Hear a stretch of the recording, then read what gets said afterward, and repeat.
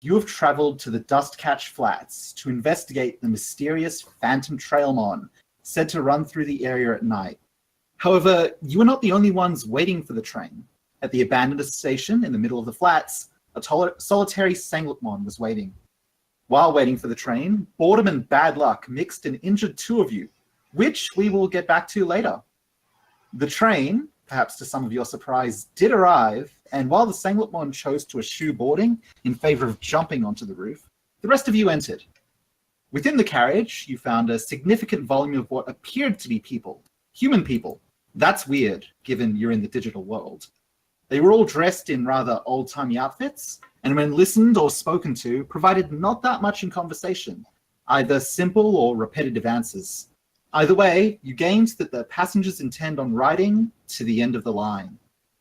After a little while of riding the train, an attendant, Makuramon, came through pushing a food trolley. It gave similarly hollow answers when plied with questions, pushing the trolley through the carriage and providing food to everyone who requested. Karamon, while it was doing so, stole some food from the trolley and consumed it. We'll get back to that later. When the Makuramon reached the end of the carriage, it opened the door at the back and pushed through to the carriage behind this one, which was weird, given you'd boarded the last carriage on the train. Attempts to follow proved strange, as Cal does so, only to enter through the door at the front of the current carriage instead. You investigate the strange teleporting door and discover that while you can walk from the back to the front, going out the front instead brings you forward to the back of the next carriage. While some of you investigate this, others look out the train's window and notice a pack of Sanglipmon running alongside the train. One of them trips and falls, but foul play is suspected due to the pattern of bursting sand that approached it before it did so. The movement of the train was too fast to see or hear exactly what it was, but it didn't look unlike a spray of bullets that brought that pursuit to a stop. With Karamon's help, you opened the door to the next carriage and began to progress through. At first unnerved by the fact entering the door appeared to make you disappear, but ultimately just going with it. On the other side, you appeared not in a train carriage, but an occupied ballroom, with dimensions far too large to fit in any carriage and absolutely no doors anywhere to be seen. The ballroom was filled with well-dressed people dancing, and as you looked around, you noticed that you too were dressed similarly fashionably for the event. A band played a jazzy soundtrack, and you continued to investigate. Karamon fell into the dance, but we'll get to that later. As you did, a few things came to note. Firstly, the dancers were incorporeal beings. While they looked solid, you could walk right through them. Second, they didn't seem to notice being interacted with, yet were drawn to the fine dancing of some of your team. The band, however, were responsive. As you began to get antsy about being sealed in here, Casey and Cutemon decided to intervene with the song a little forcefully. Cutemon digivolved into DJ Cutemon and blasted out enough tunes to block out the band's music. This quickly made things change. All the dancers' forms shimmered and changed, revealing themselves to be Bakumon and Soulmon, caught in the music. The band members as well turned out to be Digimon, a Shogun Gekomon and 3 Gekomon, who were all significantly distraught by you interrupting their song. The ghosts are still, the room is quiet. Your outfits are back to normal, and 4 very upset Digimon are ready to throw down. Combat has started. Whoop whoop! That is the situation right now with Digifeed Unsolved, the Phantom Trailmon. For anyone who might be watching as we're going through this, we had some tech problems last time we recorded. We got initiative done, and then that was it. So now we're going ahead with it. So let's get started. And first on the rank is me with a Gekomon. So let's see, Gekomon, what is your movement? All right. The Shogun Gekomon just immediately yells down at this Gekomon A, which I believe is this one. Yep, good. This one. And says, "You have to stop them!" And picks up and just throws this one as hard as he can. And Oh, God. just it lands fine, like frog land on all 4 feet, just right next to this. And Gekomon lands, that counts as a movement for it, and it is now going to use an action, and that action is Immobilize Song, which is a burst range song. So that is a 1 plus your bit plus 1. So 5 radius song around it. That's going to get Caramon, Dustin, and Cal. And it's a non-damaging song, so it's going to be inflicting immobilize based on how it goes. So I have to roll accuracy, and I don't have to do anything special besides roll that. So /roll 76. 1 grand success. Cool. Okay. Cal and Dustin and Caramon all need to roll dodge. Okay. Oh, hey, I didn't even realize people had a dodge stat. Yeah, you have stats for combat. Wow. I'm better at dodging than Ninja Rockmon. And he's an This idiot. is Solomon. I have to roll. Yeah, okay. 1 success, so you will be inflicted with immobilize.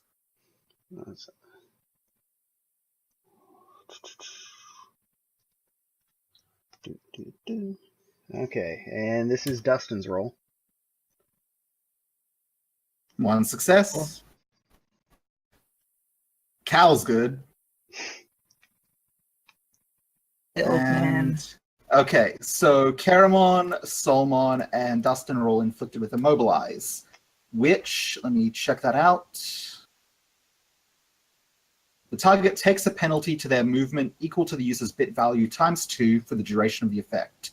So that's a 6 movement penalty to you 3. So I'm just going to mark that. And that is for 1 round each, basically, because it only... Because even if it draws, it will inflict at least 1.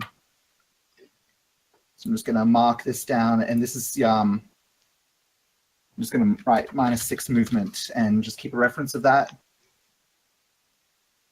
All right. Let me just make sure I was right on that before we go ahead. I'm pretty sure I am. Yeah, I think that's how it works. Each effect has a separate scaling potency. Effects have a duration of X turns, where X is the leftover accuracy. Somewhere it says effects if an effect would be applied, it cannot have a duration below 1. Yeah. Except for poison, which lasts for 3 rounds minimum. Yep. Poison's dangerous. Okay. So now we've moved to one of the Bakumon. Which of them is it? This one here. So all of the Bakumon and Solomon were just completely stock still in the wake of the music. This one here suddenly starts moving. It looks around. It seems confused. And then it screams very loudly. What we're going to roll is 1d6. Okay. 2 of the Bakumon suddenly start to warp in shape. They're twisting around and elongating outwards, and they're moving upwards, and they're spiraling upwards. It's not just 2. There's more Bakumon and Solomon around than just these icons here. Take this as a representation of many. So that many of a factor of 2 sets of however that many is, just suddenly start twisting and warping, and they start spiraling up in the ceiling, just below the ceiling. So there's now this warping, shadowy vortex just underneath the ceiling overhead right now. And we'll get back to what that means later. It's very ominous. Tess, it is Cal and Caramon's turn. Sure is. Let's see. What are my targets on the floor here? There's a lot of these. Well, you have to decide. There's a whole bunch of ghosts around. All of these ones, still statues still. There's a weird, ominous ghost vortex right overhead. There's this Geckomon that just sang some sort of song that didn't affect Cal specifically, but Caramon's feeling kind of sluggish by it. You've got the big Shogun Geckomon and 2 more Geckomon up here, and they seem pretty upset. They're not happy looking. Actually, no, I won't talk about anything specific unless you look for it. But, if you want to try and figure out what's going on, you can make a roll for that, or you can just decide to do things. What does Cal think to do in this situation? First thing he's going to do is go to Caramon. So you're going to move to Caramon? Yep. All right. Wow, Cal is fast. You have a movement of 9. Jesus. So just go ahead and move up to Speed. Caramon. Just move yourself. Leaders. Yeah. So that's an action. Like, hey, buddy, you okay? You don't look so good. Actually, let's address that right now. Caramon, I would like you to do a brain save. So 3d6 plus 4. That's just a good term. God, if only I could have a brain save. Wish that were. Well, that's not a Woof. good roll. That's not a very good brain save. God, 2 1s and a 2. What is with Caramon's rolls? Okay, so earlier on, you've been noticing some odd things about Caramon. Well, it injured itself, sure, but then when it came into the ballroom and that, it was kind of like glowing weirdly, and also like caught in the music and dancing around with that. So you would have seen just some of the ghosts suddenly start like twisting upwards and being drawn into the ghost vortex. Caramon's looking kind of elongated right now, kind of trying to like hold itself to the ground as it's being pulled upwards by something. Oh no.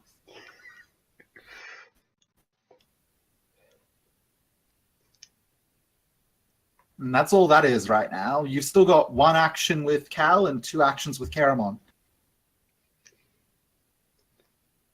How is sort of notices this? I assume Caramon's. I mean, I'd hope Cal notices this. I mean, like, well, if it's happening to like a noticeable degree, I mean, it's what. Yeah, it's kind of like 1.5 times its normal length, and it's looking a little compressed as well. It also doesn't look happy. It's like trying to hold itself down while it's also being pulled upwards. Cal kind of grabs it by like trying to like keep Okay. it down, I guess, in case it's just sort of he wants to kind of keep it grounded. All right, you can try and hold it down. Is that going to be your action with Cal? So Caramon's also like probably still like hurt from that nasty cut it's got, so make sure you don't grab it by those tentacles. Or do if you want it to freak out a little. What do you do? Does Cal like be careful with Really grabbing onto want- Caramon? he doesn't really want them to freak out. He's gonna try and grab the tentacles. Right. So I guess that's Cal's action, holding Caramon down right now. What's Caramon gonna do?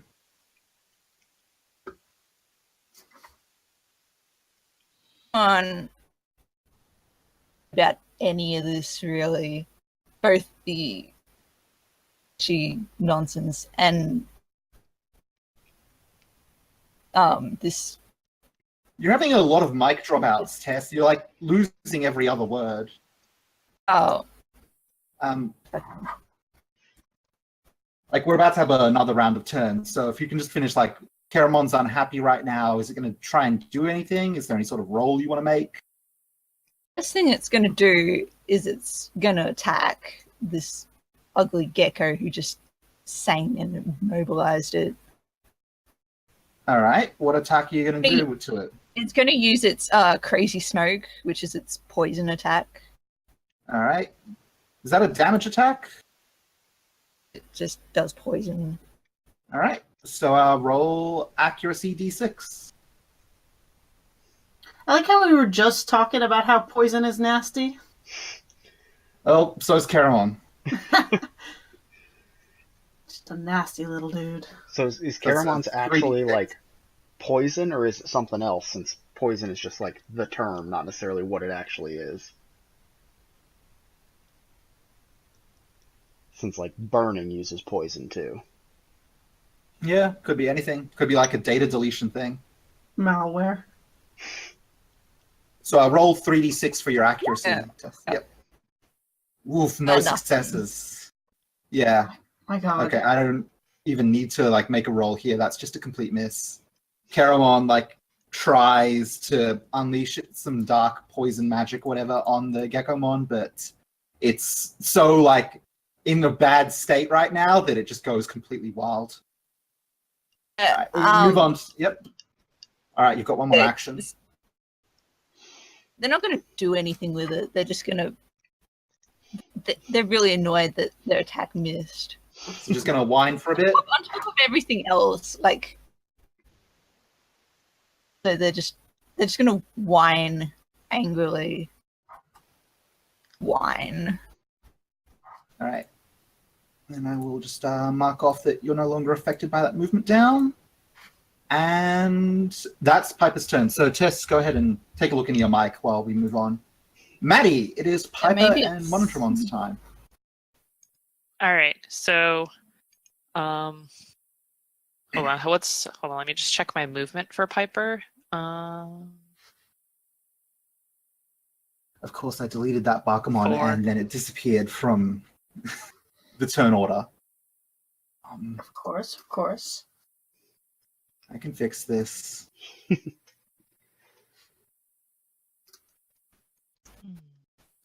Okay, so it was after Geckomon before Cal, so I'm just going to say it was 20. All right. So I can't. If Piper tries to get up the stairs, will people hear her if she starts yelling? I mean, you can. By just- people, yeah. I mean the Shogun Geckomon. Yeah. All right. Well, she's gonna hop up them stairs then. 4 All right. spaces, right? Piper has a movement of 4. Yep. Yeah. Just to the All top of the stairs. Yep.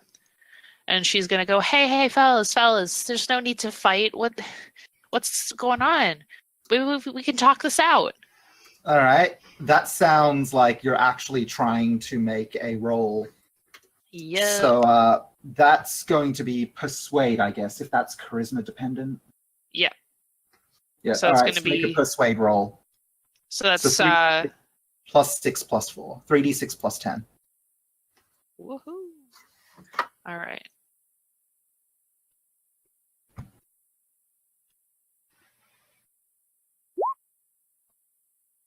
Well, All right. That's a That's solid all right. 20. I'm just going to do a quick roll of only one Digimon here. Let's see how it goes. So I'm going to give a roll from the Shogun Geckomon, who's kind of like commanding everything going on here. So that's a brains roll from it. It's an idiot. All right. There you go. I mean, it's got a passive of 11. Oh yeah, it's smart, but it's making dumb decisions. Yeah. Okay. So as Piper calls out to the Shogun Geckomon, it turns to face her as she's like, there's no need to fight. It just points at like the swirling vortex. You caused this. We have to stop this. So either help or get out. all right. She's kind of ooh, he's yelling, isn't he? He's yelling, but he's not like he's listened enough to you that his focus is like, we got to deal with the ghost situation right now and not with the humans and their Digimon causing a ruckus. Right. Okay. But yeah, if you don't want to be yelled at, I mean, you are being yelled at, so Yeah. No. Piper's not good. that's at being minor yelled at. torment. That is a minor torment. Yeah. Let me Alright. just. Minor torment is, let's see, 3d6 plus willpower minus the number of unmarked boxes, I believe. Okay. Yeah. So your willpower is 5, and you have 5 unmarked boxes. So just 3d6, beat a 12. All right. Or 12 or better.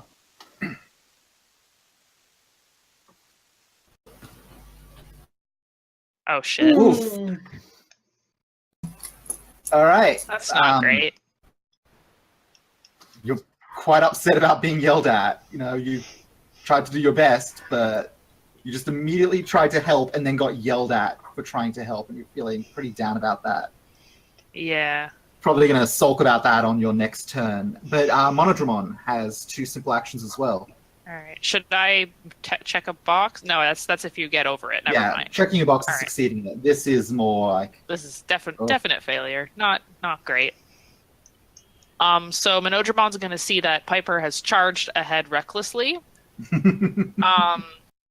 And it is going to use one of its actions to Digivolve. All right.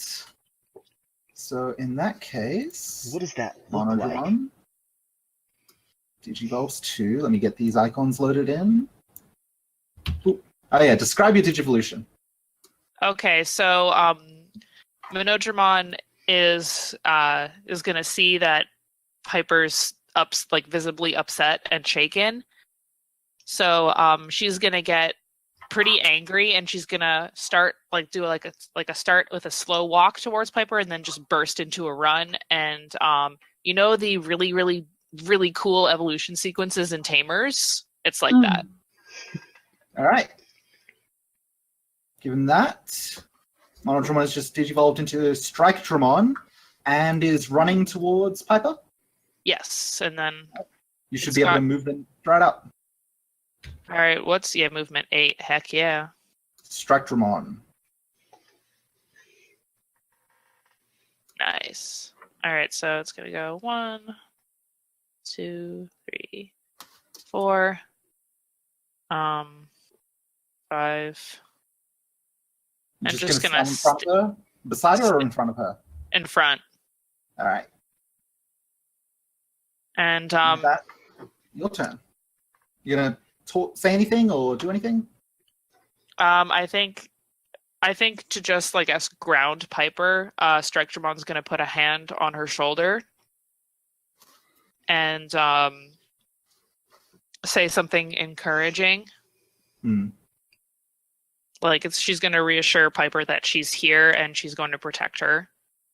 And is there anything Strike-Dramon can do to prepare for an attack, even if she's not attacking herself? Well, you just used both your Digivolution and your moves, so you're out of actions. Okay, yeah. All right, cool. That's fine. You can in-universe prepare for an attack, but it won't actually do anything stat-wise. Yeah. Yeah. Emotionally, you can prepare. Bridget, yeah, that's what we're up to. Casey, and DJ Cutemon. So DJ Cutemon's still kind of blasting some music on the stage. Just playing out their speakers. I think do you want that to do anything, or do you want that to be an action? Do you want that to have any effect on anything? Let's see.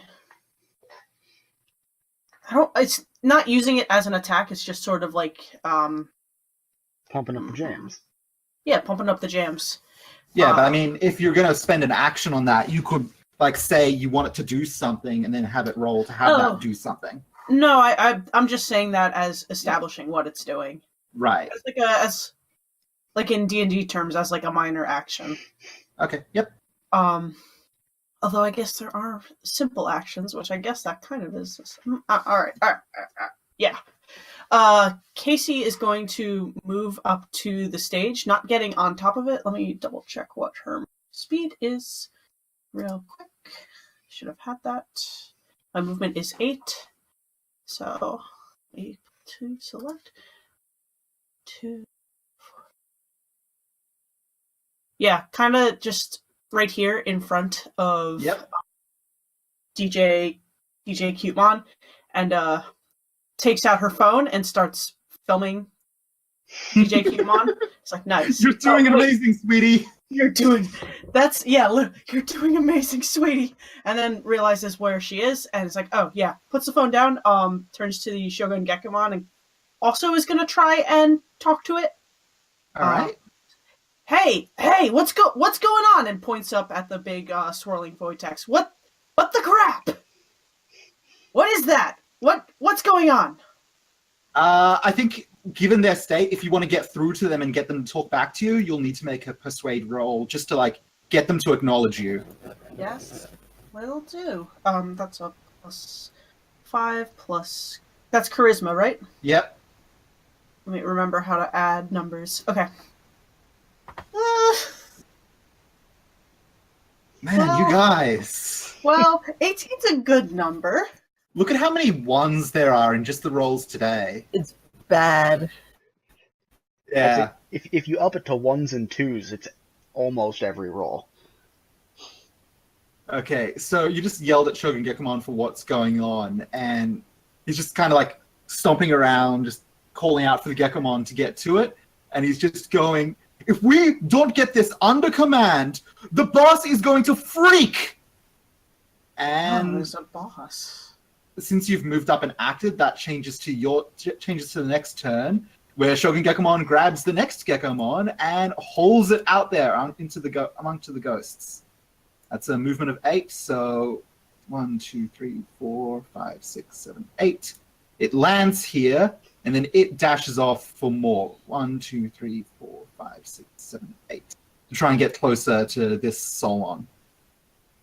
Similarly, reaches out, grabs this Gekomon, gives it a toss, boop, and then it dashes forward a bit more as well.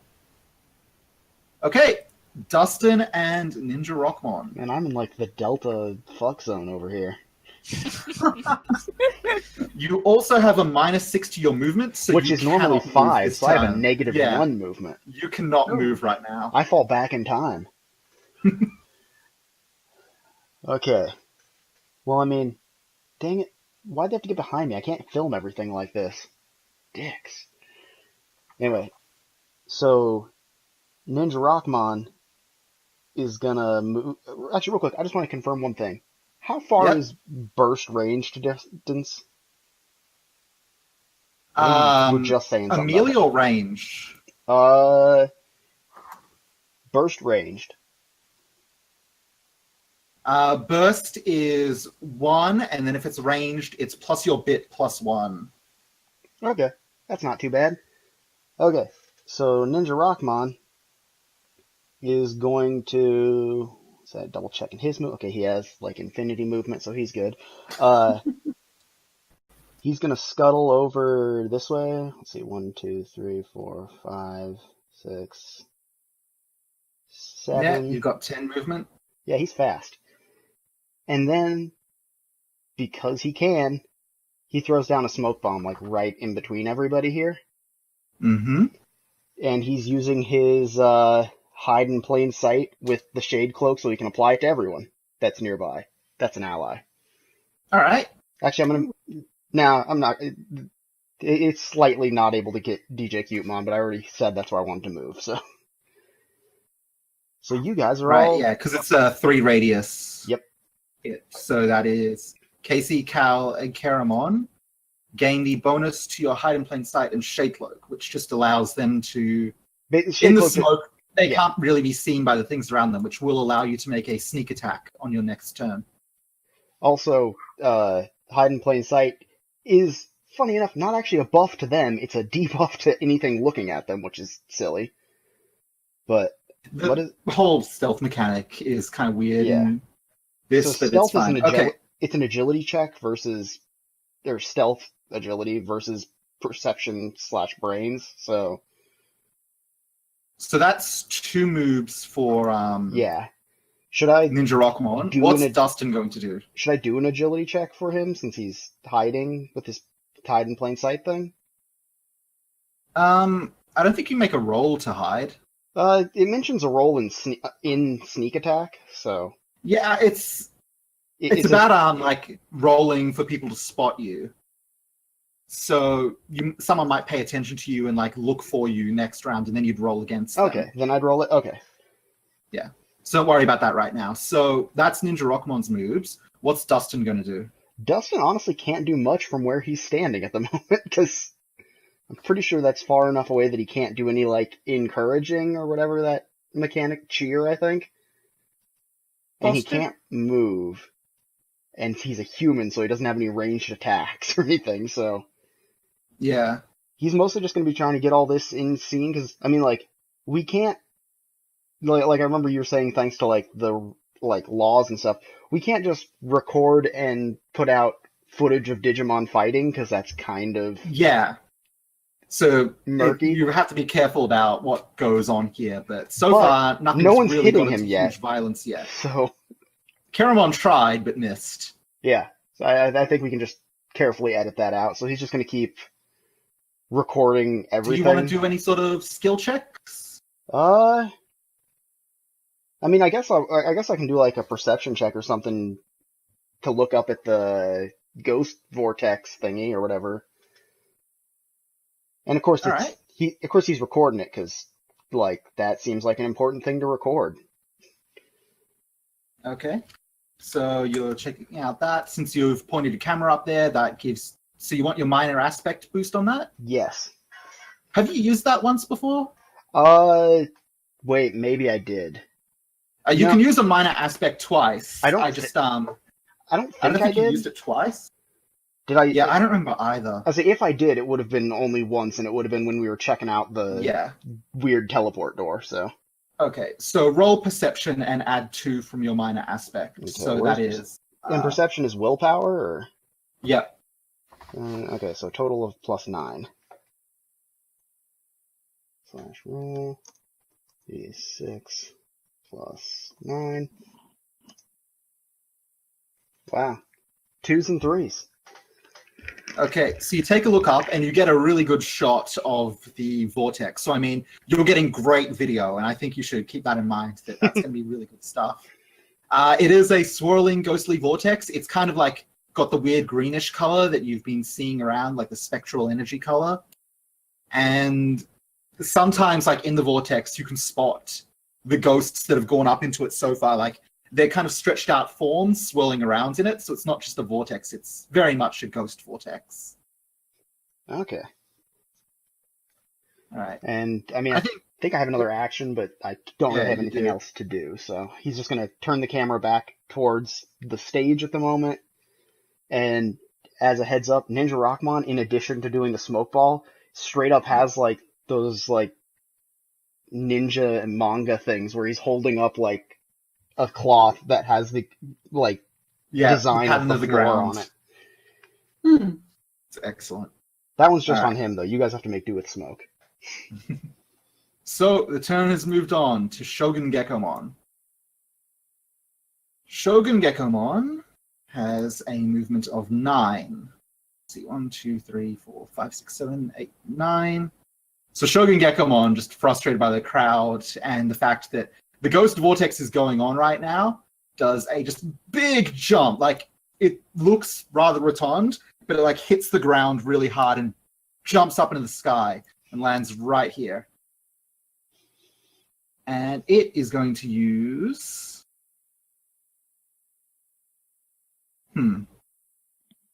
It's also going to make another jump just so it can get right over here. They're trying to immediately get out amongst all the ghosts. Gekomon A moves up 8 to this next Solmon. And it is going to use probably Immobilize Song again. This one's on... Gekomon, do they have selective targeting? Yes. So it's just going to be targeting this ghost right in front of it again, trying to like stop it from acting out. That's 2 successes That's 3 versus the successes. ghost. Oh yeah, it's 3. A Solmon has a dodge of 4. 2 successes. So for 2 rounds, this Solmon gains a movement penalty. Okay, Solmons, we're back to them. Let's see. Let's roll another 1d6. That's 1. So just this Bakamon down here, just up into the Ghost Vortex. The Ghost Vortex is swirling around. And now that there are 3 ghosts in there, let's do a roll of 3d6. Layer actions.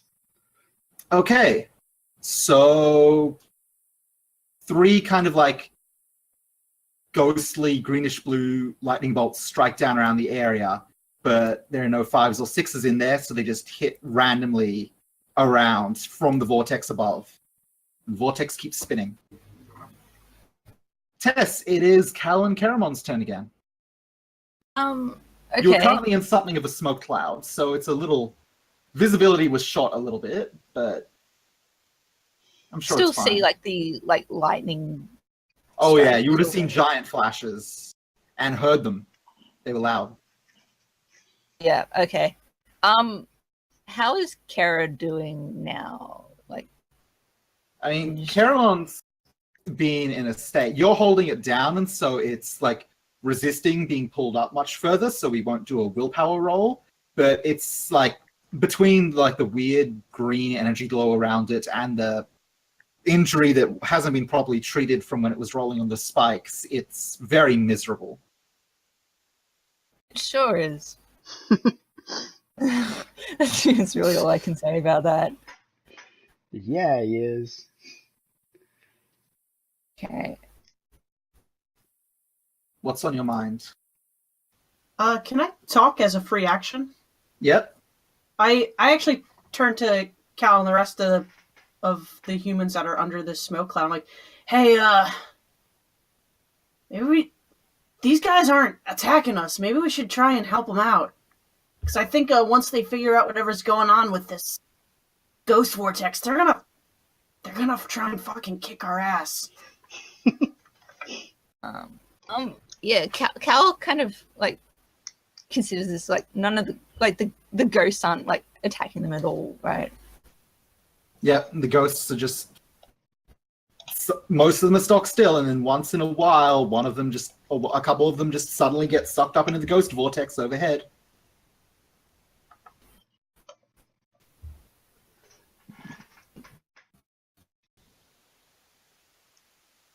I cannot think. Yeah, I suppose we should probably figure out what's going on with this ghost vortex. He kind of looks up at the spooky ghost vortex. While he's doing that, Caramon is kind of flailing about in his arms. Decides to attack this Soulmon that's kind of over here. Oh, okay. Fair enough. Which attack are you using for that? They'll use their which is just a ranged damage attack. The crazy giggle. Crazy giggle is what they're using. All right, that's just roll your accuracy d6.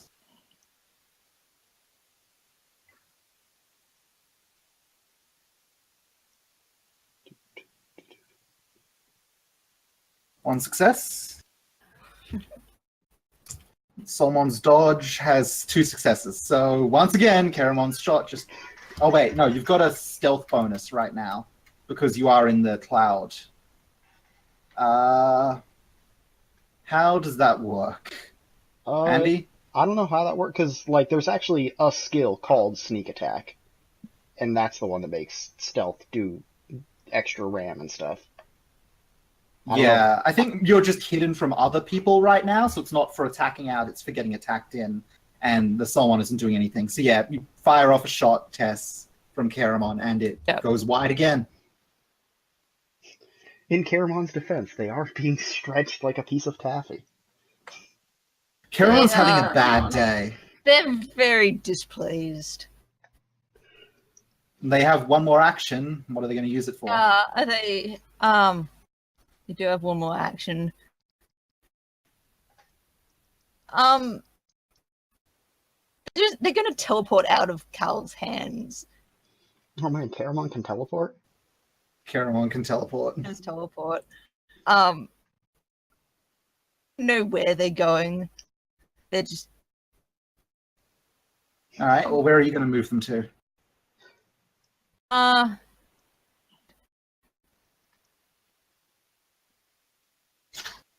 of over in here, where it's sort of, there's sort of nothing going on over here. It's kind of... Alright, Caramon's just going to sulk in the corner. So what does this mean for their whole, like, location situation over here? They're not being held down anymore. You're still benefiting from the fact Cal held you down last time, so we'll get to that on your next turn. Cal still has 2 simple actions. What's he gonna do? Yeah, so Cal was literally how, you know, like, these ghosts aren't hurting us or anything. We should try and figure out what's going on. And then Caramon just kind of does that. Yeah, so I'm guessing that's Cal's concerns for Caramon. Cal is going to roll. Questionable friends? Yes. Yeah. Alright, your willpower is 5. You have 5 unmarked boxes, so just roll 3d6 and get 12 or better. Just do that. Yikes! Not... Tess, you Guys. roll! Wait, That's a 6. wasn't that supposed to be added to something, or oh no, do they just like perfectly Plus cancel each willpower other? minus unmarked boxes. They cancelled each other out. Okay. So yeah, the fact Caramon is doing all of this is really starting to rattle you, and I think just the shock of Caramon doing that is going to take your turn for this round. It's understandable. Hey guys, can we get new dice? These I don't know electronic how to dice get you new suck. dice. Okay. Maddie, Piper. Piper has been yelled at last round and is like feeling a bit down about that. Yeah. Because of that, some of the adrenaline from just everything that's been going on so far is starting to get to you. And you suddenly remembered that your leg that you cut up really hurts. For the ongoing future, Piper's movement is halved, so you can only move 2 per round. Jeez. If you want to move 4, you can, but you have to take a wound box to do it. Oh, that's good. All right. Piper is sort of gonna tug on Striketramon's arm and is gonna quietly mumble that she can't really walk. And Striketramon is going to pick her up. All right. That's an action for Striketramon? Just Yep. hold on. So how does Striketramon hold Piper? Like, because Striketramon's like medium-sized, so they're taller than a person, but they're not that much taller. Like, are you hanging on to Striketramon's back, your arms over her shoulders, or Yep. is she cradling you? Okay, on the back. Yep.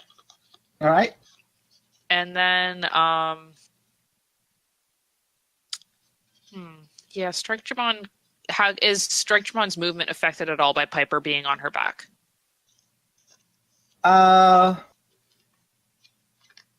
Let's do a body roll for that.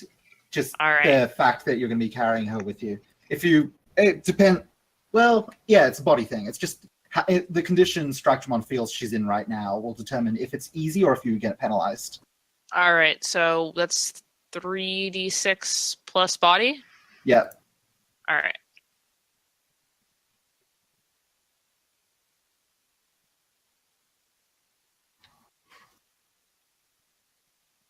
Body was what? Okay. 7. Yeah. Okay, yeah. You feel Piper's weight on you, and Striketramon's probably like worried about her, but that's not going to stop you from like moving around right now. But you might be a little more cautious if you're being attacked or anything. It might affect your dodge when you're being attacked because you're trying to shield Piper on your back. Yeah. We haven't been attacked yet. No? All right. Here's what we're gonna do. Can Piper make doing a perception roll from Striketramon's perspective would take up another action, right? Yeah. Okay, so we're not gonna do that. Piper is gonna try doing perception on the ghost vortex, and she's All also gonna mutter, "What the fuck?" into wherever Striketramon's ears are. Okay. So perception is willpower plus perception. So right, well, 5 plus 2. All right, so 3d6 plus 7.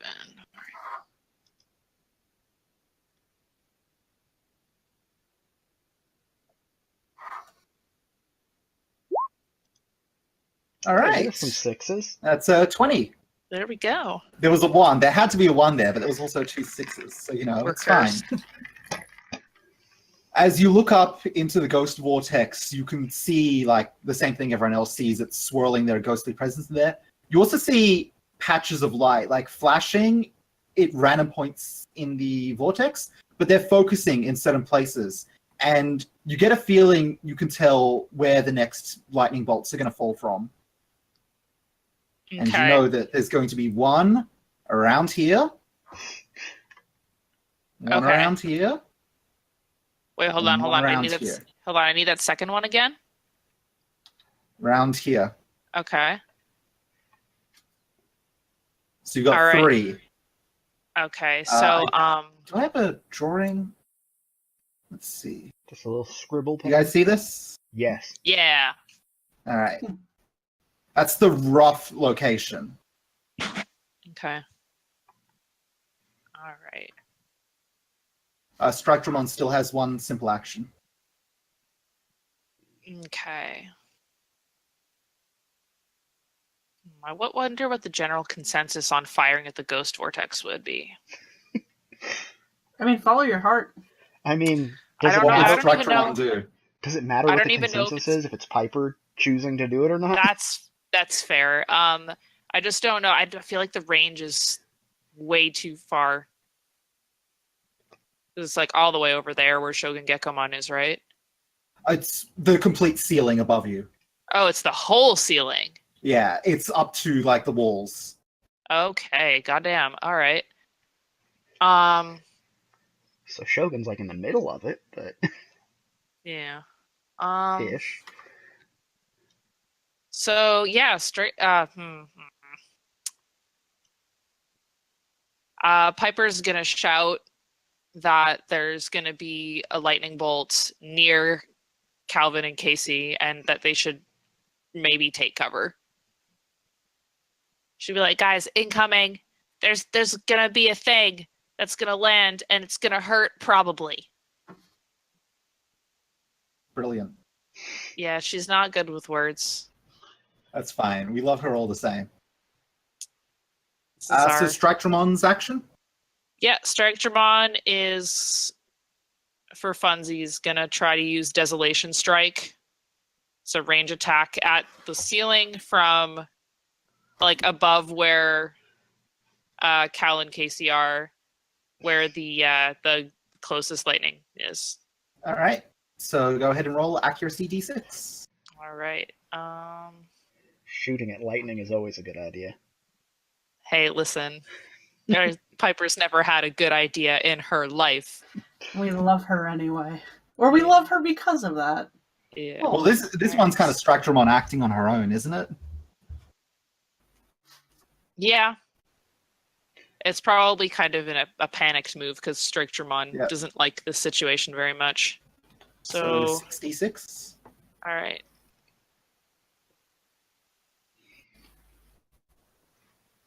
All right, that's 4 successes. Nice. Let's see. What am I going to roll for the Ghost Vortex? The Ghost Vortex has like 3 ghosts worth in it right now, so I'll just do a 3d6. It's 2 negations, so 2 successes on your part. 2 Okay. successes plus the damage, that's 10.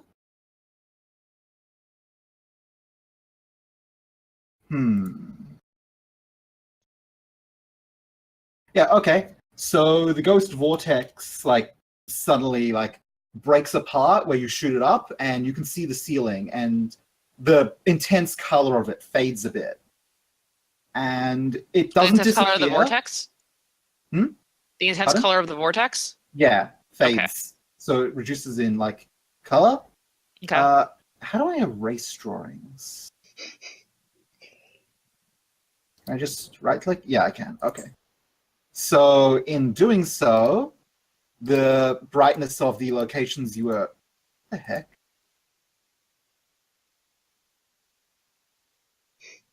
Does How do I one get just rid of this thing? not want to delete? Yeah, okay. So the vortex doesn't disappear and it kind of takes reshape, but those 3 lightning bolts disappeared, and a new one starts to form right over your head. Oh no. And you've used all your actions. No, Strictramon still has movement. Didn't No, you picked Spectrumon up pick Casey. up Piper? Oh, that's You movement, picked up Piper, isn't it? that's right. Yeah, Crap. Okay. that was an action. All right, Casey. Piper's gonna go, oh shit. Casey Jr.'s coming round the tracks. Okay. Does Casey have any way of knowing that there is a lightning bolt about to strike down that way? Piper warned you that one was incoming on you, but you didn't really figure out why she knew that. Right. Could I make a perception check as You Casey? absolutely So like, could. like I hear this warning, I'm like, oh fuck! Look around real quick. Yep. Oh So god. perception is willpower plus perception, so that's 6 for you. 3d6 plus 6. Oh crap. Sorry. Yeah, Piper figured it out. So the fact Piper figured it out meant you just went with what you assumed your first guess, because you figure Piper's first guess is what she would act on. Hmm. So you look up and you see this like flashing light concentrating over Piper's head, and you're like, "Oh, Piper's about to get it real bad." Dang, dang, dang. So here's my question. Yep. If I use DJ Cutemon's amp it up to try and give them haste, are they able to use that simple action to move out of the way when it's not their turn, or does it have to be their turn in combat? It'd have to be their turn in combat, but I'd let them consume the haste for a significant dodge bonus. Okay, yeah. Casey shouts up to DJ Cutmon DJ Cutemon to change the tracks, and they are going to use Amp It Up and attempt to give them both haste. All right, accuracy d6. Okay, that is 6. And there's rules about targeting multiple Digimon at once, which I keep forgetting about. Yeah, it is. This attack does have it's an area attack with a cone. Yeah. What's the details on area attacks? Because I keep forgetting how this works. I can try and pull it up real quick. Let's see. Attacks hitting multiple enemies at once takes a -3 accuracy pool. Okay. So you'll roll your accuracy -3, so that's only 3d6. Oh fuck! And that's to target them both. All right. I've got to remember all these rules. Well, that's Yeah. nothing. That's a big fat nothing. The music washes over them, but maybe like it more serves to distract than aid. Okay. They DJ don't feel the Cutemon. beat. They're not feeling it. That's what Casey says to DJ Cutemon. No, they're not feeling it. Bam, plan B. And DJ Cutemon is going to run at them and barrel into them to knock them down the stairs. All right, that's a body check. 3d6 plus body. I mean, that is a body check. That's what that's called. Yeah. You are straight out body checking Trailmon with Piper on her back. Okay, yeah. All right. You ram right into Trailmon, and the three of you all tumble down the stairs. Warned you about those stairs, dog. I told you, bro! I told you, dog! All right. Each of you is going to take 1 wound box because you just fell down some stairs. Jesus. Sorry. DJ It's Cutemon, better than it could have been. DJ Cutemon spits out a tooth and gives you guys a thumbs up. Aww. DJ Cupemon rocks hard. All right. That's both of DJ Cutemon's actions. Casey spent 1 during the perception check. You have 1 more action. Okay. Probably could have done with the bolster for the original accuracy thing. Hindsight's 2020. Yeah, I know. I gotta keep track of everything as well. I think what Casey is gonna do is she's gonna move out of the cloak range, and 1, 2, 3, 4, 5, 6, 7, 8. Just gonna move her full movement towards you guys to just be able to provide support. All right. It is Slippy's turn. Slippy the frog. Slippy is going to move 1, 2, 3. Slippy's going to move down here between the Sparkamon and Solmon, and Slippy is going to do an Immobilize song because they are trying to... Interestingly enough, the Immobilize song wore off you guys immediately. The Barkamon hit by it the Barkamon and Solmon hit by it, they're just still frozen. So that's weird. So accuracy is 7d6. That is 1 success. Oh, wait, it's a multiple target. Gotta remember that. So that's 4d6. 1 success still. You know what? I'm going to accept that. So let's see. Bakamon has a dodge of 7. Solmon has it of 4.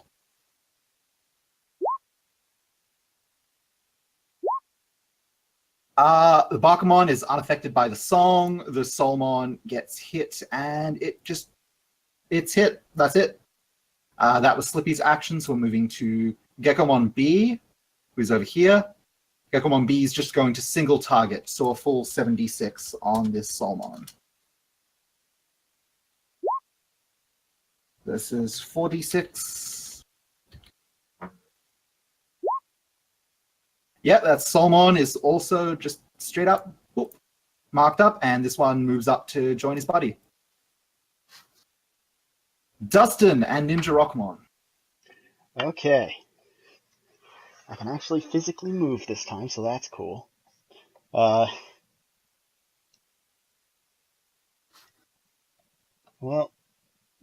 this is goofy, but Dustin does have a job to do. Let's call him Justin because that's job Dustin. So what's this movement again? 6? No, 5? It's 5. Okay. So I'm gonna move 1, 2, 3, 4, 5 up there. Well, what? And I'm actually gonna spend both actions moving. Not a full 5 this time, but there we go. Now I can get everything in sight. Oh, bless your dedication to your job. Dude, he's a professional. All right, Ninja Rockmon with 2 actions. Okay. I kind of want Ninja Rockmon to be able to get up on stage, but with his fucking goofy round-ass body, I feel like pulling himself onto a stage would be absurdly difficult. So, although I guess he does have... You've got Speedy, you can jump it. Yeah, that's true. I guess his jumps should be decent because he's... Yeah. You Yeah. can jump up on the stage. Okay. You're not going to move 5 like horizontally, but if you just want to get up onto the stage, you can go to about here just easily. Okay, yeah, he's gonna do that. I just want to confirm something. Were all their like instruments and stuff also like illusions, or are they still up there? The instruments are still there. Okay. So there's a microphone lying on the ground right yeah. next to you. He's picking it up. And then he's digivolving. Yes. Yes. I So want to all right. know. Please describe it. So just because it's flashier that way, he drops a smoke bomb first, so it's just like silhouetted. And then his basically like stuff starts to grow out of him. Oh god, everything went dark. I did not mean to dark the entire thing, but you know what? We can work with that. Anyway, like Stage lighting. yeah, just stuff starts to like go grow down. out of him, and it rips off parts of his ninja mask, and then he's there, all fancy like. All fancy like. And what's his name? Now he's Ninja Star Rockmon. Oh my god. Oh my god, look at him go. Oh my god. Because I'm a slave to horrible word jokes. I love him. And he is now holding onto the mic. What does he say? 1 second. I'm trying to think here, because that's all of his stuff. Because it takes an action to. But you can still announce yourself. Okay. Literally, just to start off with, and also Dustin like saw him doing this, so the camera is absolutely pointed just in that direction at this moment. Yes. It's like, all right, the everybody. audience loves. What was it? Ninja Rockstarmon? Rockstar Ninjamon? Ninja Star Rockmon. Ninja Star Rockmon. I think I did change his name at some point. Yeah, I Because just updated him my character. I had to change all of his. I figured he'd still be Rockmon. He's like, all So- right, everybody, it's time to rock. Because he assumes if they were playing music to get them all, docile and stuff, it probably still works. He has None of the Digifeed Unsolved team get tired of this. Why are we doing a ghost hunting show? We could put on a great performance. I don't know. we could be a great traveling band, probably. Oh my god. Oh, the Yeah. fucking You could you could just be like a Scooby-Doo team, but instead of solving mysteries, you do rock shows and solve mysteries. So we could be the monkeys. Jabberjaw. Oh, George Jabberjaw. My first thought went to the Monkeys, because didn't they have a TV show where they went around and got into shenanigans? It was like a variety show. Very Oh, British. Also, mine's still like super zoomed in on Ninja Star Rockmon. So I don't know. It is Shogun Geckomon's turn. What am I going to have Shogun Geckomon do? There we go. Had to click to get rid of it. Shogun Geckomon is actually going to use their turn to direct. So they're going to add, I guess, what are they going to add? With a Digimon does a direct, it's not its charisma, and I don't think it should be its derived stat. I think it's meant to be its spec stat. So, oh yeah, it's meant to be spec stats, not derived stats. So I've been screwing that up. Yeah, it uses. Would it be RAM for? Yeah, no, Ram's agility base. It's going to be Bit, which is their brains. So, yeah. Shogun Geckomon's just going to like call out to the Geckomon to just keep doing it because they're doing a good job. And two of them are going to gain a bonus of their Bit, which is +4 to their next accuracy. Oh, All also, right, move up to the next Geckomon. I'm just going to say this right now. This is absolutely like, specifically because Rockmon pretended he couldn't talk, this is like the first time he's actually digivolved in front of people. Oh, Really? is this new for everyone here? Yep, except for Dustin. Dustin's been helping him. Okay. Huh. Wow. You guys Yeah. will have to think about that. Okay, Casey's so just this like, he can Geckomon fucking talk. immobilized song is Burst, which is 5 radius, so I'm going to be able to get all of these 3. So it's accuracy -3, but then +4. So it's roll 8d6. That is 3 successes. All right. The first Bakumon. 4 successes. The second Bakumon. 3 successes. It is immobilized. The Solmon. 2 successes. It is immobilized. All right. It's ghost time. The one Bakumon. All right, let's roll 1d6. 5. All right. This Bakumon here, which wasn't affected, yells out loudly and just starts twisting back up into the ghost vortex. All the remaining non-immobilized ones go up into the vortex. There are only 3 of them, so Ghost Vortex goes back up to 3. And a lightning bolt strikes down exactly on the stage. It like cracks the stage and hits through to the ground level beneath it. But no one gets hurt by it. It is pretty spooky though, being so close. Yep.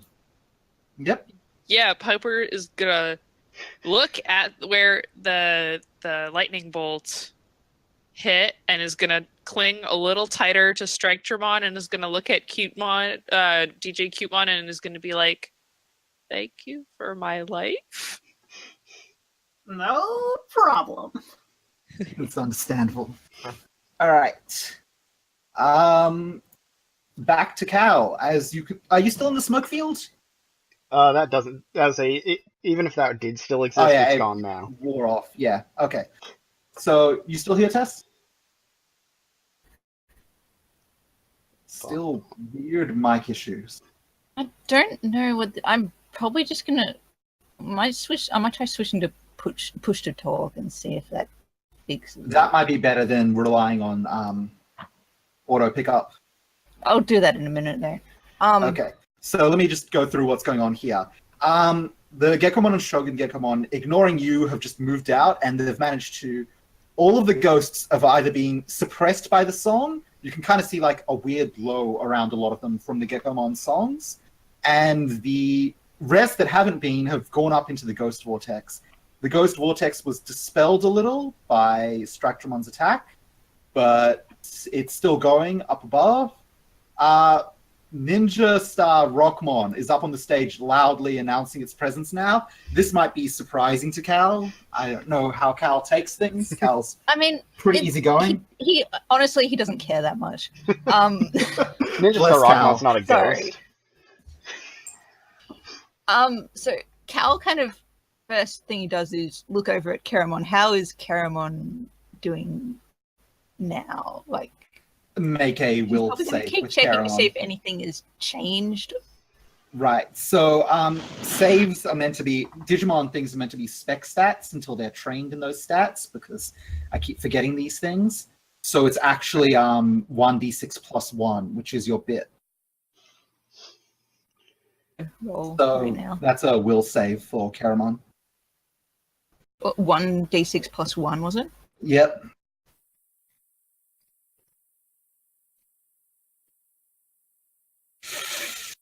Ooh, Oh wait, no, 3d6 plus 1. 3d6 plus 1. thank God. Thanks. It's a check. It's 3d6 plus 1. 3 ones. That's way better. Yeah. Okay, Caramon's not looking better, but it's not looking worse. For the moment. Next thing Cal does. Would that have used an action at all on Cal's part? Or, What's Cal doing? first thing he just kind of looked over there to see how Cal No, was that's doing. fine. That's fine. You were just checking in.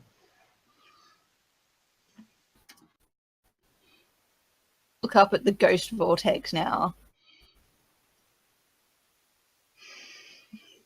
So, What about the ghost vortex?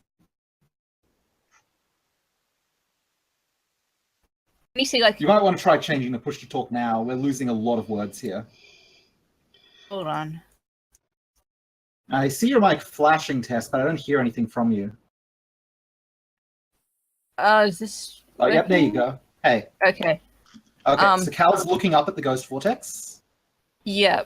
Thing is, while I'm doing this, like, voice chat through, like, the browser Discord, I don't think I can tab over and look at what's going on at the same time, because then my push to talk doesn't work.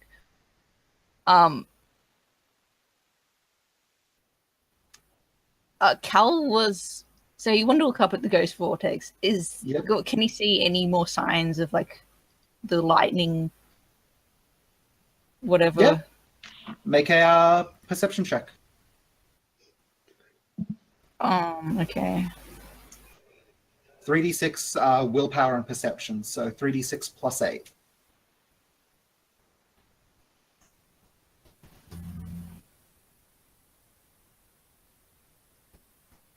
All right. You get a look up there. You see that one's like forming pretty close to you. So you think maybe not being where you are right now is a good idea, but you Yeah, don't see any more he's beyond gonna- that. Okay, he still has an action left, right? Yeah. Yeah, he's gonna sort of head over towards where Caramon is. All right.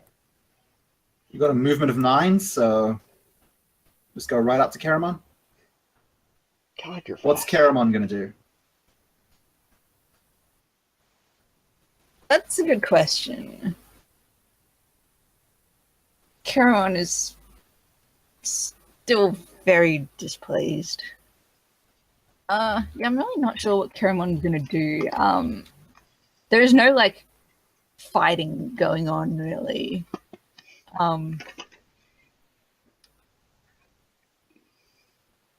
And, like, so that Solomon that he attacked is like, You didn't hit it. yeah, but it didn't react at all, did it? Or like, Well, it was caught by the immobilize before you hit it. So even if it was Yeah. going to react, you think maybe the Geckomons got it caught up. yeah, I'm just thinking how Caramon is gonna, or just like what it's gonna do.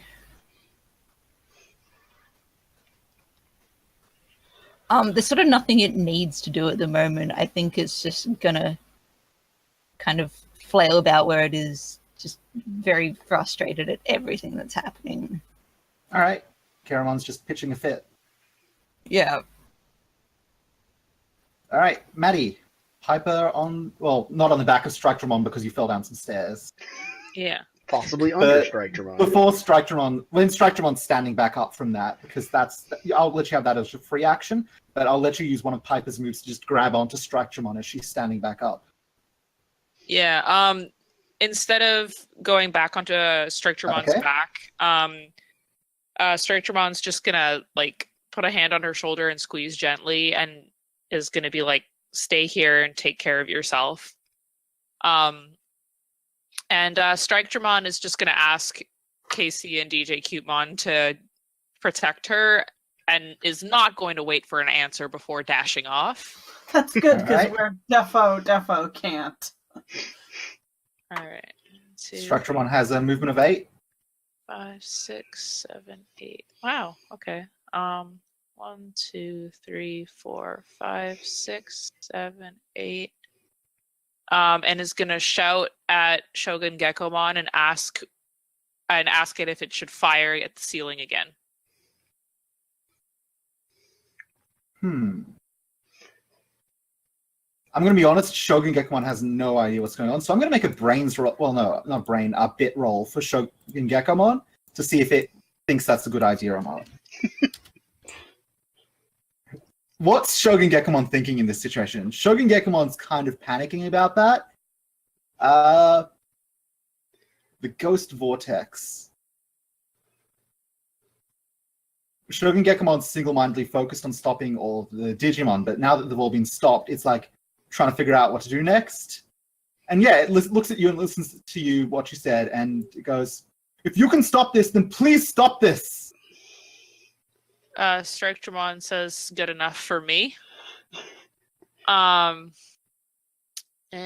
is going to use Desolation Strike again. Alright, make an accuracy roll. All right. It's going to be 66.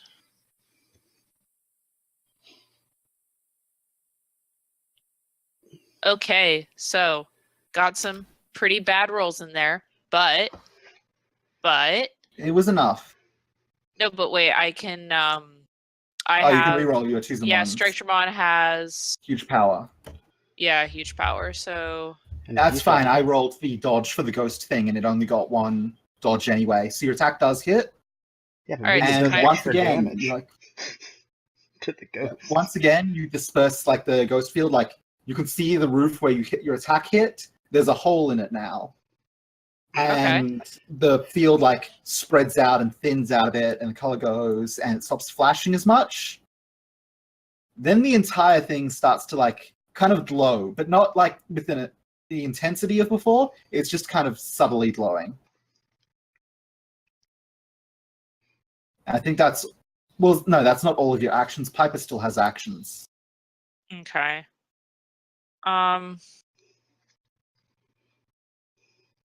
Yeah, Piper can't really do much. She's gonna, I don't know if she's still on the ground.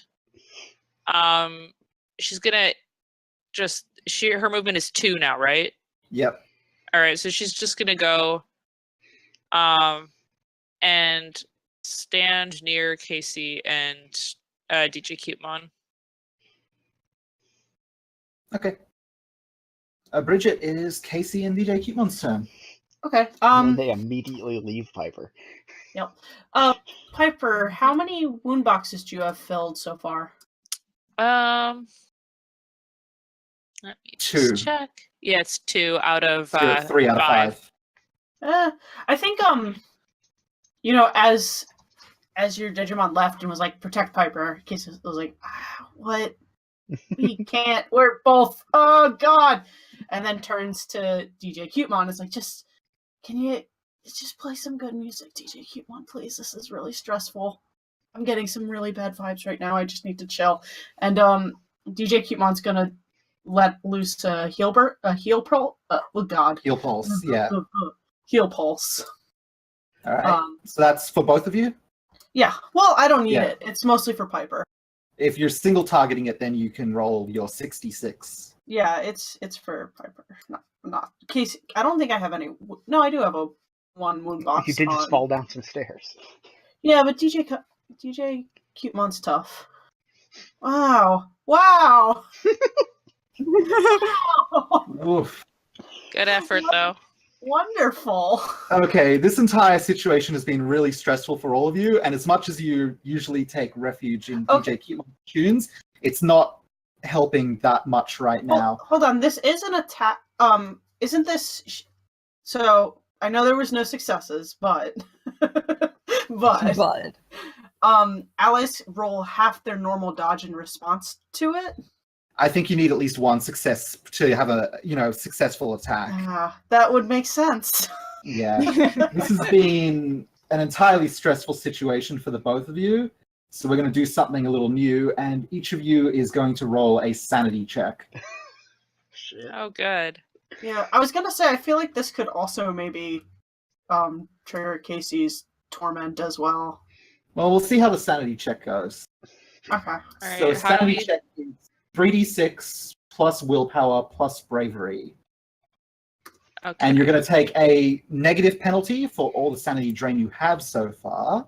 All right, Pepper's got one. Yeah. But you took that one as like the offered one I gave before. So that's Yeah. only going to do a -1 to you.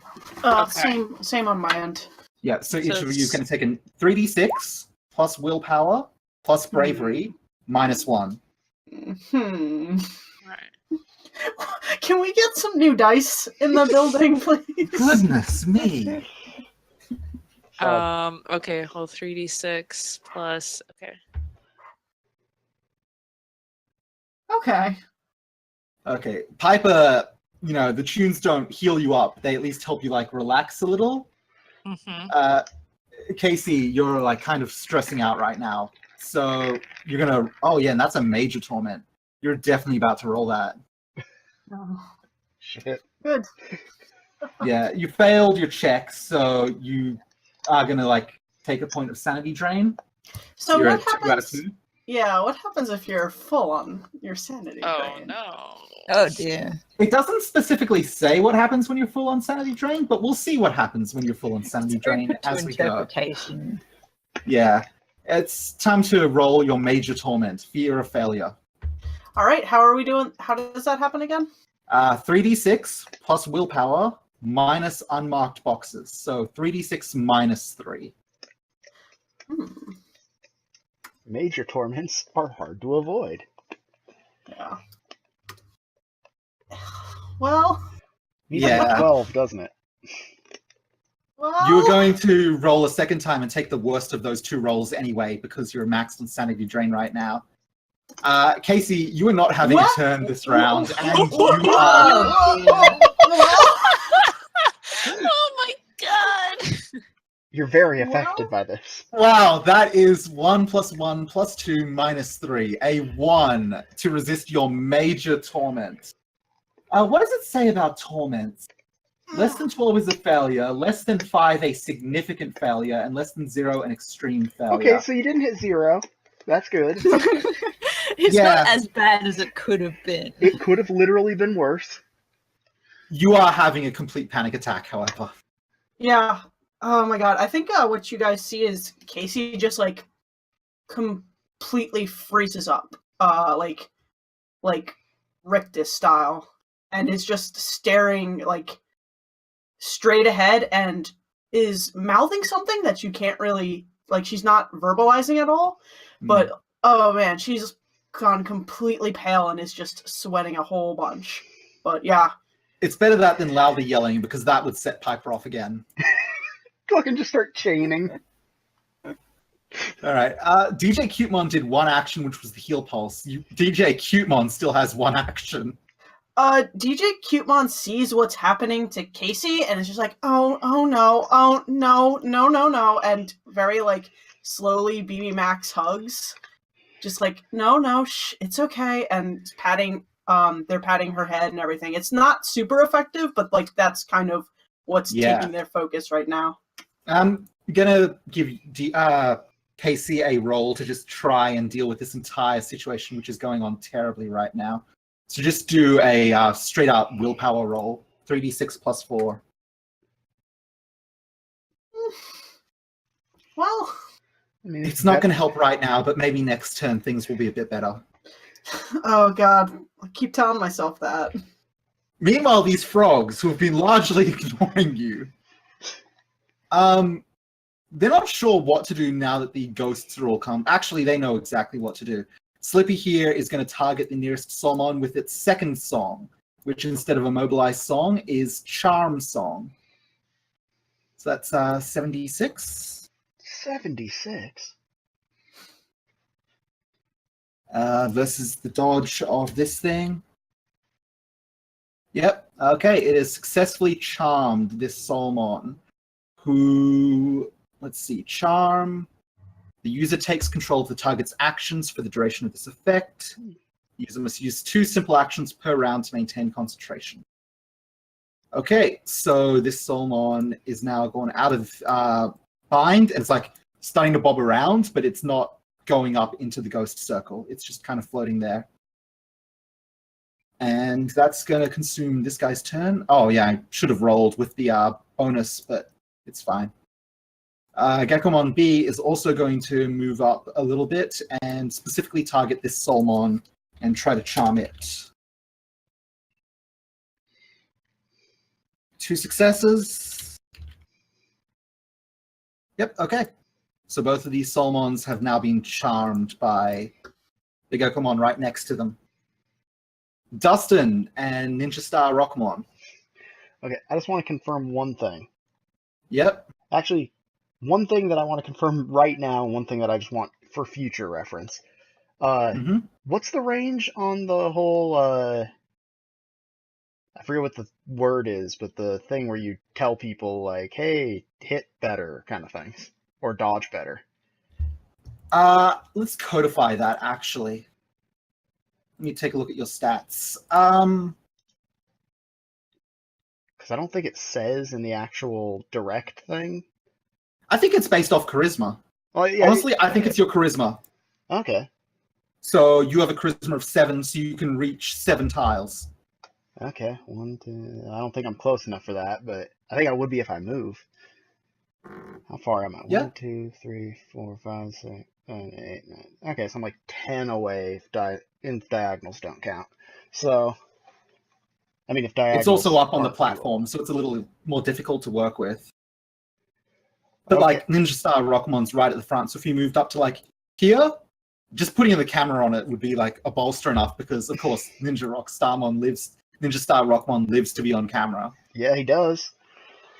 Okay. So, oops. That's the exact opposite I want to do. Okay. Oh, right. The other question I just wanted to know, because I have a feeling it'll come up at some point. Mm-hmm. With the ability to do like actually, I'll ask it when it comes up. It doesn't matter yet.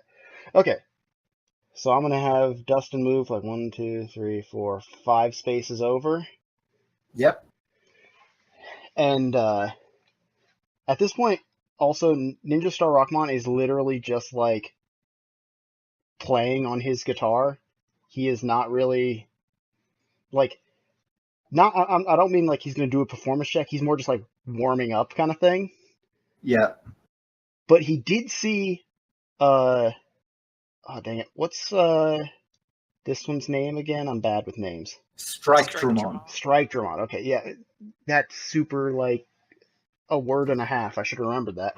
But so he saw Strike Dramon like hit the ghost vortexy thing, and that it partially dispersed it. So Dustin comes up and like has him in camera shot, and Ninja Star Rockmon like gives him a thumbs up and just drops the mic because it's not his mic. And so I'm gonna be doing the recording thing for it's gonna be in accuracy up 1. Yep. And like right then, Dustin turns and faces the camera in this direction, like over here-ish. And Ninja Star Rockmon's just going to teleport up into the cloud right above there. And before he falls, use his blowback move and just like slams on his guitar and tries to disperse it like that. Okay. It's got burst and knockback. I Interesting. figure it's a good move. Yeah, you've got teleport. You've been all right. That's going to be a multi-target move, so take a -3 to your accuracy, but then increase it by your charisma. So that's 10d6. I'd say accuracy is 6 plus the 7 minus what was it minus for multi? 3. But blowback is through his guitar, so it's also a weapon attack. So it's also +2. Right? Yeah. So 6 plus 7 minus 3 is 10, so 12. Slash roll 12d6. And I did want it like right there because I don't want him to accidentally like smack Shogun Gekomon in the face with it. That's not the goal. He's just trying to disperse. Well, those you're crowd. right up at the ceiling now, right? Yeah. Yeah, Shogun Gekomon. Okay. You just went vertically upwards? Upwards and like out, because basically like right about here. Okay. Because he has like 13 spaces of teleport movement, because he's a very fast boy. Yeah. All right. So, whoops. I think you're underneath the ghost vortex rather than right in the middle of it. But yeah. So like here-ish. Like when you let out this guitar string, it's going to affect it. Okay, and yeah, it's like 12d6. So let's see what I got. That is 3 successes. The ghost cloud was drained by Strikedramon's most recent hit, so it's back to 0 technically. So as much as there's a vortex here, it's lacking in power. So yeah, when you belt out this massive guitar string, you just see the cloud just slammed clear. The ghost vortex just goes right to the edges of the room. There's like this thin cloud all around like the edge of the room, but the ceiling is completely clear. There's 2 holes in the ceiling from where Strikedramon hit them earlier, and it's weird because the ceiling's holes, like the material of it, is different to the material of what the ceiling looks like.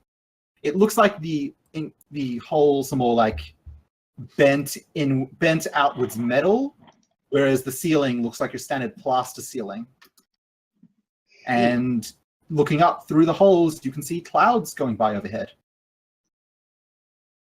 It's dark, but there are clouds. All right, and Also, now it's Shogun Gekomon's turn. I do feel like I do need to make a roll of some, because like there is a roll for like getting thrown into stuff, and he is now falling. Yeah, fair enough. Do a falling damage. I don't know what that roll is. Let's find out. Because under knockback it mentions use the falling guidelines, page X, and yeah. Okay. If the opponent is airborne and pinned, both parties fall. Digimon takes damage equal to the number of meters fallen past the first 5, reduced by their CPU value. Okay. So how high did he your get? CPU is 2. You're going to fall about 15 meters. So yeah, you're going to take 1 wound box when you land. Okay.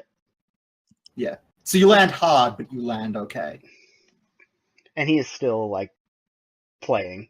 That was just like the big like, yeah. And just then keeps going. All right. It is Shogun Gekomon's turn. Shogun Gekomon is still like panicking. He's a little too far away from any of you to hear him muttering, but he's muttering a lot and just reaches out to this Soulmon that's paralyzed right next to him. And he's going to use an attack, which is just Frog Fist. So he's just going to like shuffle a little bit over and just swing a hand right down on this Soulmon. So that is 4 successes against the Soulmon's 4 dodge. All right, so 3 successes plus damage for 10. The Soulmon has 5 armor, so the Soulmon takes 5 damage. And that's pretty much what happens to this one. Like, it doesn't disperse, but it like gets slammed pretty hard.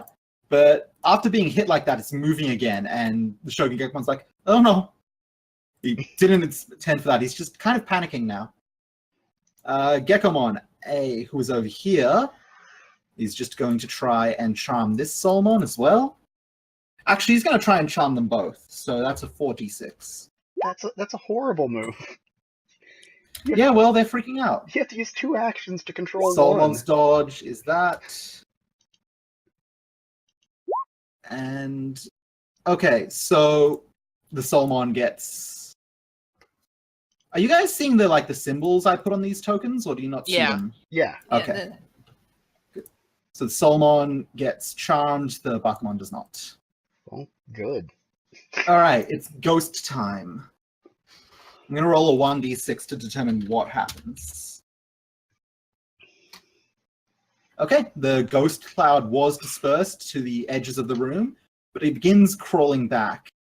I'm gonna do a roll, which is just actually, just flip a coin for each of the non-charmed guys.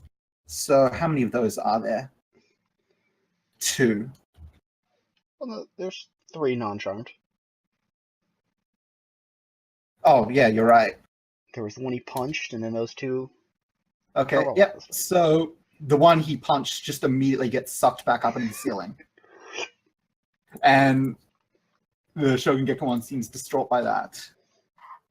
And then what happens is, so as much as the Ghost Vortex is trying to swirl around up there, it's thinned out a lot. Like, your attacks have dispersed the ghosts, and they're not reforming properly. And you can still kind of see, you not only see one of the holes Strike-Dramon made, you can see that the Ghost Vortex is kind of being sucked out of it. So it's being reduced and pulled out through the roof. And then a giant column of red light shines down through that hole. It hits the ground right here. And you hear a long, groaning sound, just... Shit. And that's all that happens there. Cal, it's your turn. I love this. Love everything that's happening here. Now zombies. But I'm just this is push to talk with the browser version of Discord is kind of a pain because I gotta have the tab focused, so I can't really scroll around very well. You should yank it out and shrink it down, because that's usually what I want to. That's how I keep my I can. character sheet available.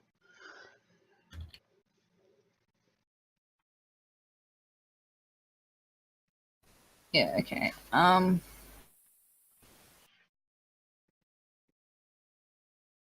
So whereabouts did that red light column hit? Like whereabouts in the room are we talking? Can Right I next make to a Strike-Dramon, I think. Yeah, okay, so there's this big column of red light that's focused down on the ground right there. Right there. Okay. Cal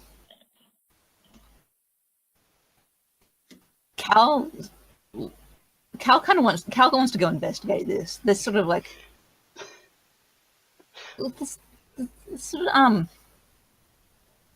this ghost vortex stuff is all they've got going on right now. It's not like anyone's attacking him or Keramon. All right. So, Keramon is gonna cling to his shoulders. They're so done with all of this. All right, so Cal just moves all the way over? Yeah, as far as he can go. In one action or 2? So hold on, is the red light still there, or did it Yes, it's this column of light that's coming down through one of the holes in the ceiling. So he'd want to get close enough to get a good look at it, but that would probably take 2 movement actions. So yeah, he's just gonna get right up as close as he can. And Cool, that's all I he's love gonna this. Turns out I'm it's making good aliens the whole decisions. time. Cal gets abducted.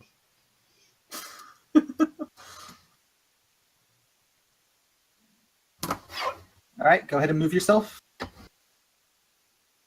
Yeah, so he's taking Keramon with him, and I assume they can both just get over there just fine. But yeah, that's pretty much all he's going to do for the moment. Since Karamon's not doing anything, how about you go ahead and make a what's the CPU roll and just see how Karamon's doing. I'll be kind if you get a good roll. So 3d6 plus 1.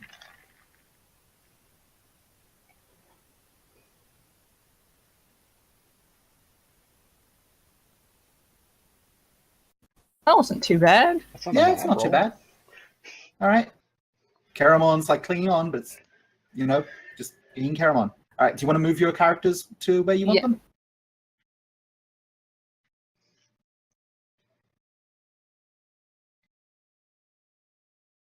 All right. Yeah, around there. Maddie, Piper, and Strikemon. Piper has a freaking out Casey right next to her. DJ Cutemon tried to play some music and it like relaxed you a little, but it didn't. Your leg still hurts a lot. And Strikemon's out there right next to this beam of red light. All right. So Piper's gonna be worried about Strikemon, but is gonna feel confident that Strikemon can take care of herself. And I'm actually going to use my minor aspect, which is lighten the mood, to try to cheer Casey up. All right. What's that going to be? A perform roll? Yeah, I guess she's gonna try to just make her smile or just get her to feel better. I think Piper Alright. would try to get her to smile at least. So roll charisma plus perform plus 2. Okay. Charisma plus perform 11. I choose to 11, believe 13. Piper's doing that thumb illusion that people do with little kids. It's like, ooh. Okay, so it's High 3d6 performance. plus those 3 things. Okay, so Yeah. that's That's plus 13. yep. Yep. Okay. You Yeah. Whatever Casey's doing next turn, like Bridget, why don't you tell me how's Casey like dealing with this? She's kind of. I think what's going on is DJ Cutemon's trying to basically crush her in a gigantic rabbit hug, Yeah. and her face is just kind of like pressed up into her Digimon, and then she kind of like turns her head and sees whatever Piper's doing to try and cheer her up, and she just like, oh, okay, yeah, At least it gets her like brain moving again. yeah, like. Yeah. Like okay. very slowly starts to unfreeze and is actually got like a really kind of like it's weird in that this is probably the most vulnerable you've ever seen Casey, but also like in this moment of you cheering her, she looks like more genuinely happy than you've ever actually seen her before. Oh. Even though it is still like bogged down in a sea of anxiety. All right. Yeah. Well, when it's your turn, I won't make you roll anything to like get back in the action because Piper helped you out with that. Maddie, Piper has 1 more action and Strikemon has 2. Okay. First, I'm going to have Strikemon do perception because that's a thing that Digimon can do, right? Yep. Strikemon's going to try to investigate what's going on with the ceiling and with the red light. Okay. Well, you've got 2 holes in the ceiling. One, the red light's coming through, and the other, which is like more over around here. When you shot it directly above where Cal was before, so Okay. it's like over here. There's a second hole which doesn't have red light coming through it. All right. Well, she's going to check the one with the red light out because it's right there. Okay. And that's what the perception check on a Digimon is. Yeah, which is going to be your whatever the stat derived from your brains are, which is just going to be 2 because all your stats are 2. Your spec stats. I forgot that like when Digimon use their derived stats, they get better like things than humans, which isn't meant to be the case. So you got to use your spec stats for rolling Okay. Digimon checks. Yeah, there's Just some 3d6 plus 2. there's a skill you can get that lets you use the other stats. Oh, that's cool. Yeah. All right, hold on. What does combat awareness do again? It gives you a bonus in your first round. Okay. Oops, totally forgot about it. Well, you weren't Digivolved in the first round. Oh yeah, it's true. Eh? Yeah, combat Alright. awareness is a weird one. I might like try and think of some house rules for that to make it more usable. Yeah. All right. This is what 3d6 plus 2. Yep, Hmm. that is Uh, 23. no. Oh, that was no, it was That's from last time. 11. That's Piper's. Yeah. Okay, what specifically are you doing to check out this red light? See if it's safe to shoot at it or not. See if it's safe to get closer. I mean, you can walk up to the edge of it. Do you do anything beyond like look at it? What are you looking at? Strikermon wants to know if it's dangerous to the touch. So, do you touch it? Do you reach a hand into it? It's not going to be a hand. It's going to be tip of the tail. All right. I love You this. I love what's happening. stick the tip here. of your tail into the red light and just wiggle it around a little bit. And immediately, this shaft of red light moves right to be on top of you. Oh, shit. I don't want that red. Let me see if I can just shoot back. There we go. So now there is a red spotlight right on top of you. All right. If Strikermon looks up, what does she see? Through the hole above the red light, right above you, you see in the sky overhead a solitary, gigantic eye. Fuck. And its iris is narrowed. This is fine. This is totally like a- fine. You know, the reptilian, like, not cylindrical, the, line-looking thing. Yeah. And it is staring right down at you. That was one action from Strikermon. Strikermon gonna shoot it. As you do.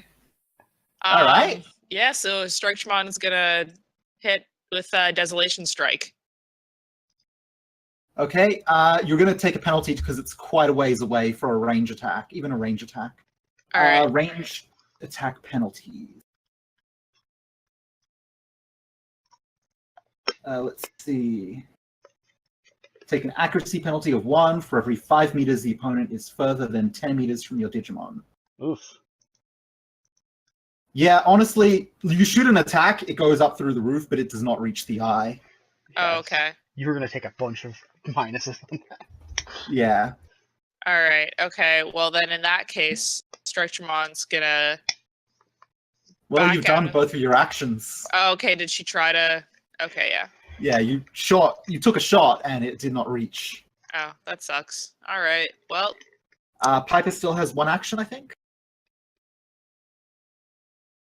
Yeah. She's going to direct to dodge whatever's coming Let's because I'm sure it's see. bad. Piper has a charisma of 6, so can you reach that with 6? Wait, charisma of. Yeah, I've decided that the range of your bolster is your charisma. That makes sense to me. All right. 1, 2, 3, 4, 5. Yeah. Like if you All go right. diagonally and then 1 over. Yeah, okay. It's just at the very edge, but yeah, you'll have a dodge bonus for your next turn. Cool. All right. Casey, you're able to act because Piper helped calm you down a little. Okay. Take some deep centering breaths that are Mhm. like real shaky and kind of wheezy. They're not great. I am checking out right now what Casey can even do in this situation. Where am I? Oh, goodness. Sorry, I'm just having some trouble checking. Here we go.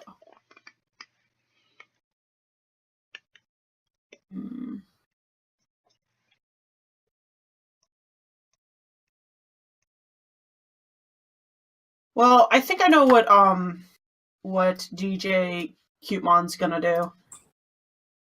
They kind of like check their speakers on their legs, and they're like, okay, let's give this another shot, and they're going to kind of boost more towards the center, towards where the rest of the Digimon are. Let me check their movement again.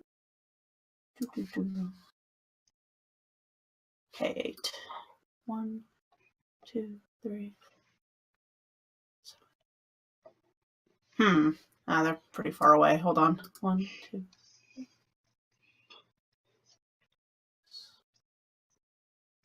They can get around here. Yep, with the movement. And I think next they are going to use. I think they see that can they see once they get into this area, this eye that's beaming down? No, only Structuremon can see it. Oh, It's not the biggest hole, and the beam of light is pretty strong until you're in it. Giant red spotlight. Yeah, I guess then that won't work.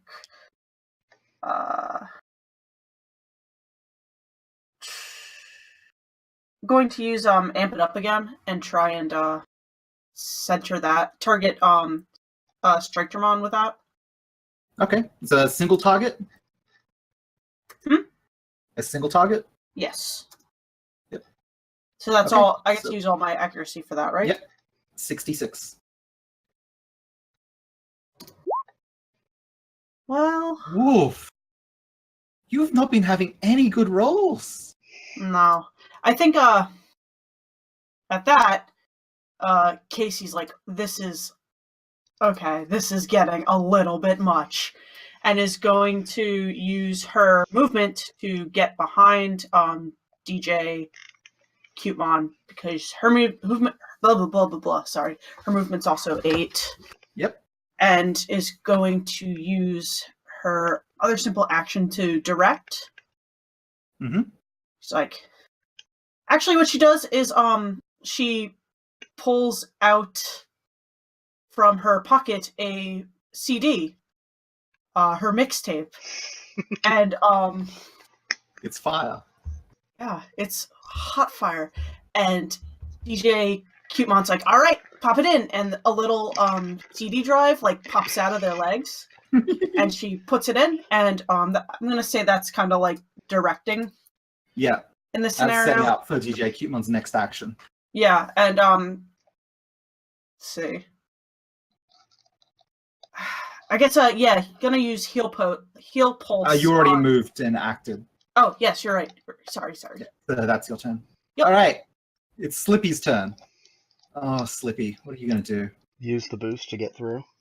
No, Slippy's kind of freaking out and just yells at the Shogun Gekomon, "What do we do, boss? What do we do?" And Shogun Gekomon's like, "I don't know. This wasn't meant to happen." And that's like Slippy's turn because they're trying to keep the Soulmon from going up into the Ghost Vortex, which is kind of still like weirdly. It's not swirling as much. It's just weird clouds above the ceiling. Yeah. This Gekomon over here is also keeping its Soulmon. It's not like making them do things. It's just trying to keep the. Actually, it directs the Soulmon to float above Strikemon into the red beam. Immediately, the red beam it narrows down to like a pinpoint shaft around the Soulmon, and the Soulmon just sucked up through the hole in the ceiling. Oh, It's gone. it is aliens. Oh. Just get rid of all that red. The light's gone too? Yep, for the moment. Oh. Dustin, that's your turn. Well, dang, I don't know what to do now. We got. It's a lot happening. There is a lot happening.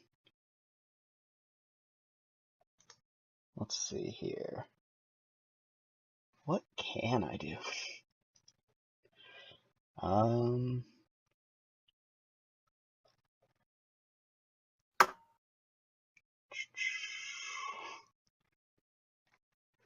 Now the red beam is gone. The most recent thing that happened is just gone.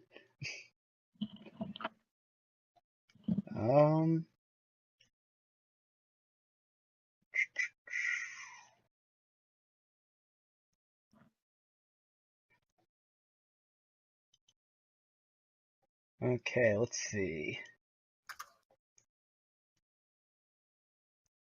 Okay, Dustin's gonna just kind of rotate around a little bit,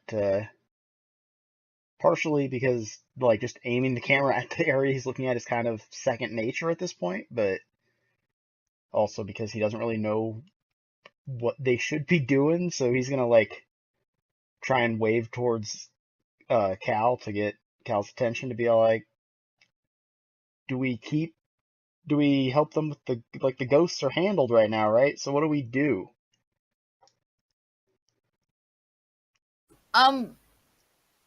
Cal.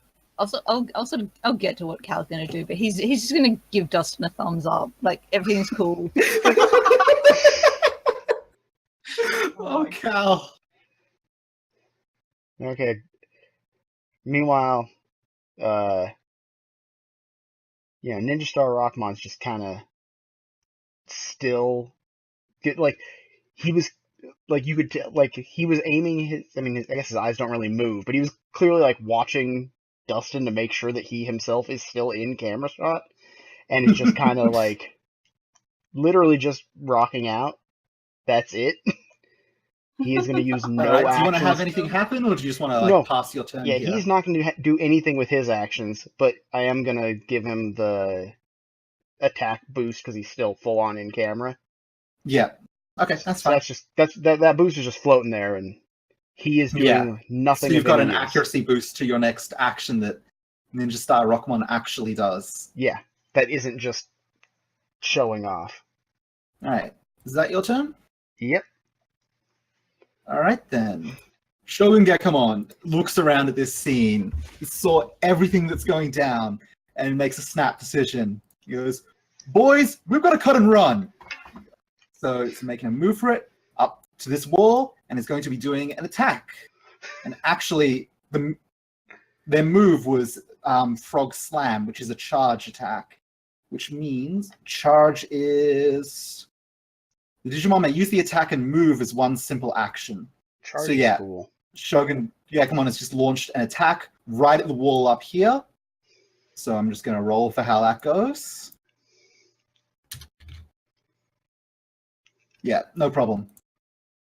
Just jumps right into the wall, basically, slams into it and drops back, and there's some severe cracks in the wall. So now we're going to go for one more attack, which is, of course, a Frog Fist. And wow, 3 5s. Yep. Shogun Gekomon just pulls back a palm, open palm slams the wall, and shatters the wall open. And as soon as it goes, there's a huge, like, rush of air coming in from it. And if you're looking, you can see the hole is broken open. Looks like the front of a carriage with another carriage right ahead of it. Gekomon A drops the charm on this Solomon and just jumps up and hops onto the back of Shogun Gekomon. Oh, Ghost roll. The immobilized ghosts and this freed one all get sucked up into the ghost vortex going on ahead. If I delete this one, it's going to disappear from the roll, but that's okay. Cal, it's your turn. Yep. Cal is gonna run over to Shogun Gekomon. I don't know if he wants to use both his movement or both his actions to move over there, or just kind of head up to the wall. I think he's like, yeah, I'll just move him up to the wall. Use one action for the minute. And then you still let your Muppet flopping around on your back. Yeah, Caramon's just Literally, kind of I just picture Caramon doing like the Kermit the Frog flail constantly. Yeah.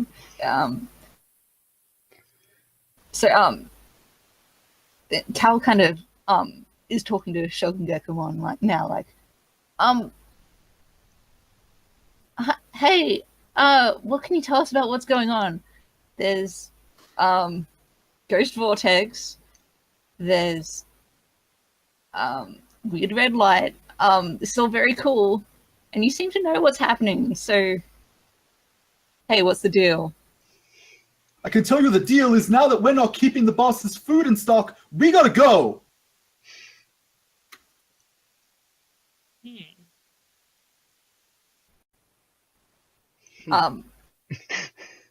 Okay. Is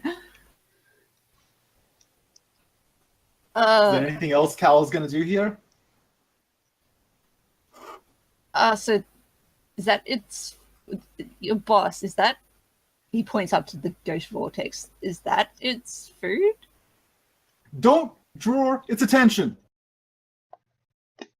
He can kind of infer that that's a yes.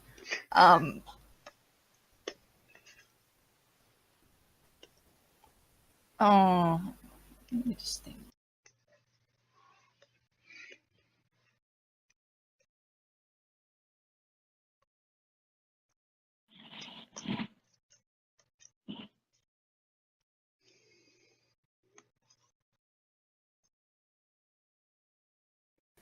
He's just kind of like, I think your boss already knows we're here. Okay, that's as much conversation as I think you're going to get out of that. That's fine. Shogun Gekkomon's just like waving to the other Gekkomon to get up to him.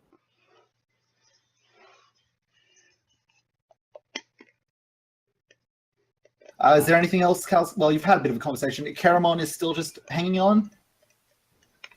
Karamon kind of blows a raspberry at Shogun Gekkomon, but otherwise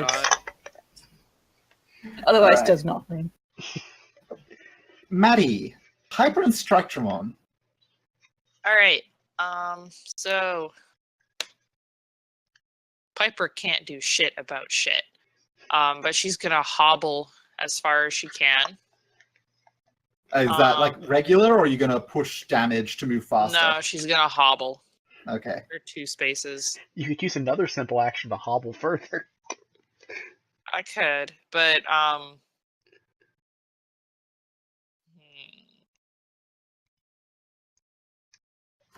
how's the ceiling look? There's 2 holes in it. The ghost vortex is kind of like, it's starting to swirl again, and it's enough so that you can't quite see. You can kind of see the holes above, but you can't see it. And since you're close now to where the light was, you don't see the light coming down again.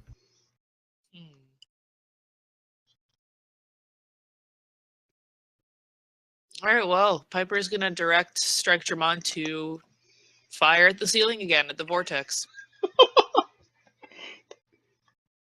Actually, wait, is that a good idea? If I did the I don't know. Would Piper care? No, but Structuremon would.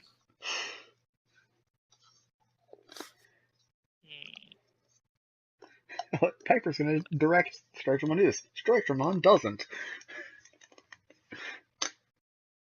So hold on, 8 movement. 1, 2, 6, 8.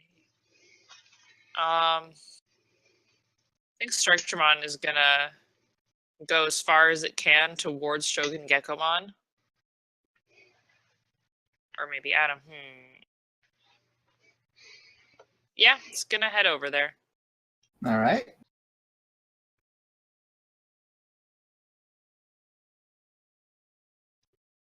So that's both your actions? No? No? No, Oh, you Structuremon has 8 fast. movement. Yeah, okay. And what can Structuremon see out of the train? Like the another train car? Yeah, you can see what looks like another train car ahead. Structuremon is gonna ask where this exit goes. It gets us out of here. That's what it does. Structuremon is going to specify where is here. Let's see. Where is here precisely? Oh, Shogun Come on just waves around the ballroom, which has no other exits besides the one it just made. Yeah, Structuremon's going to sound vaguely irritated. Is going to look vaguely irritated by this. And is...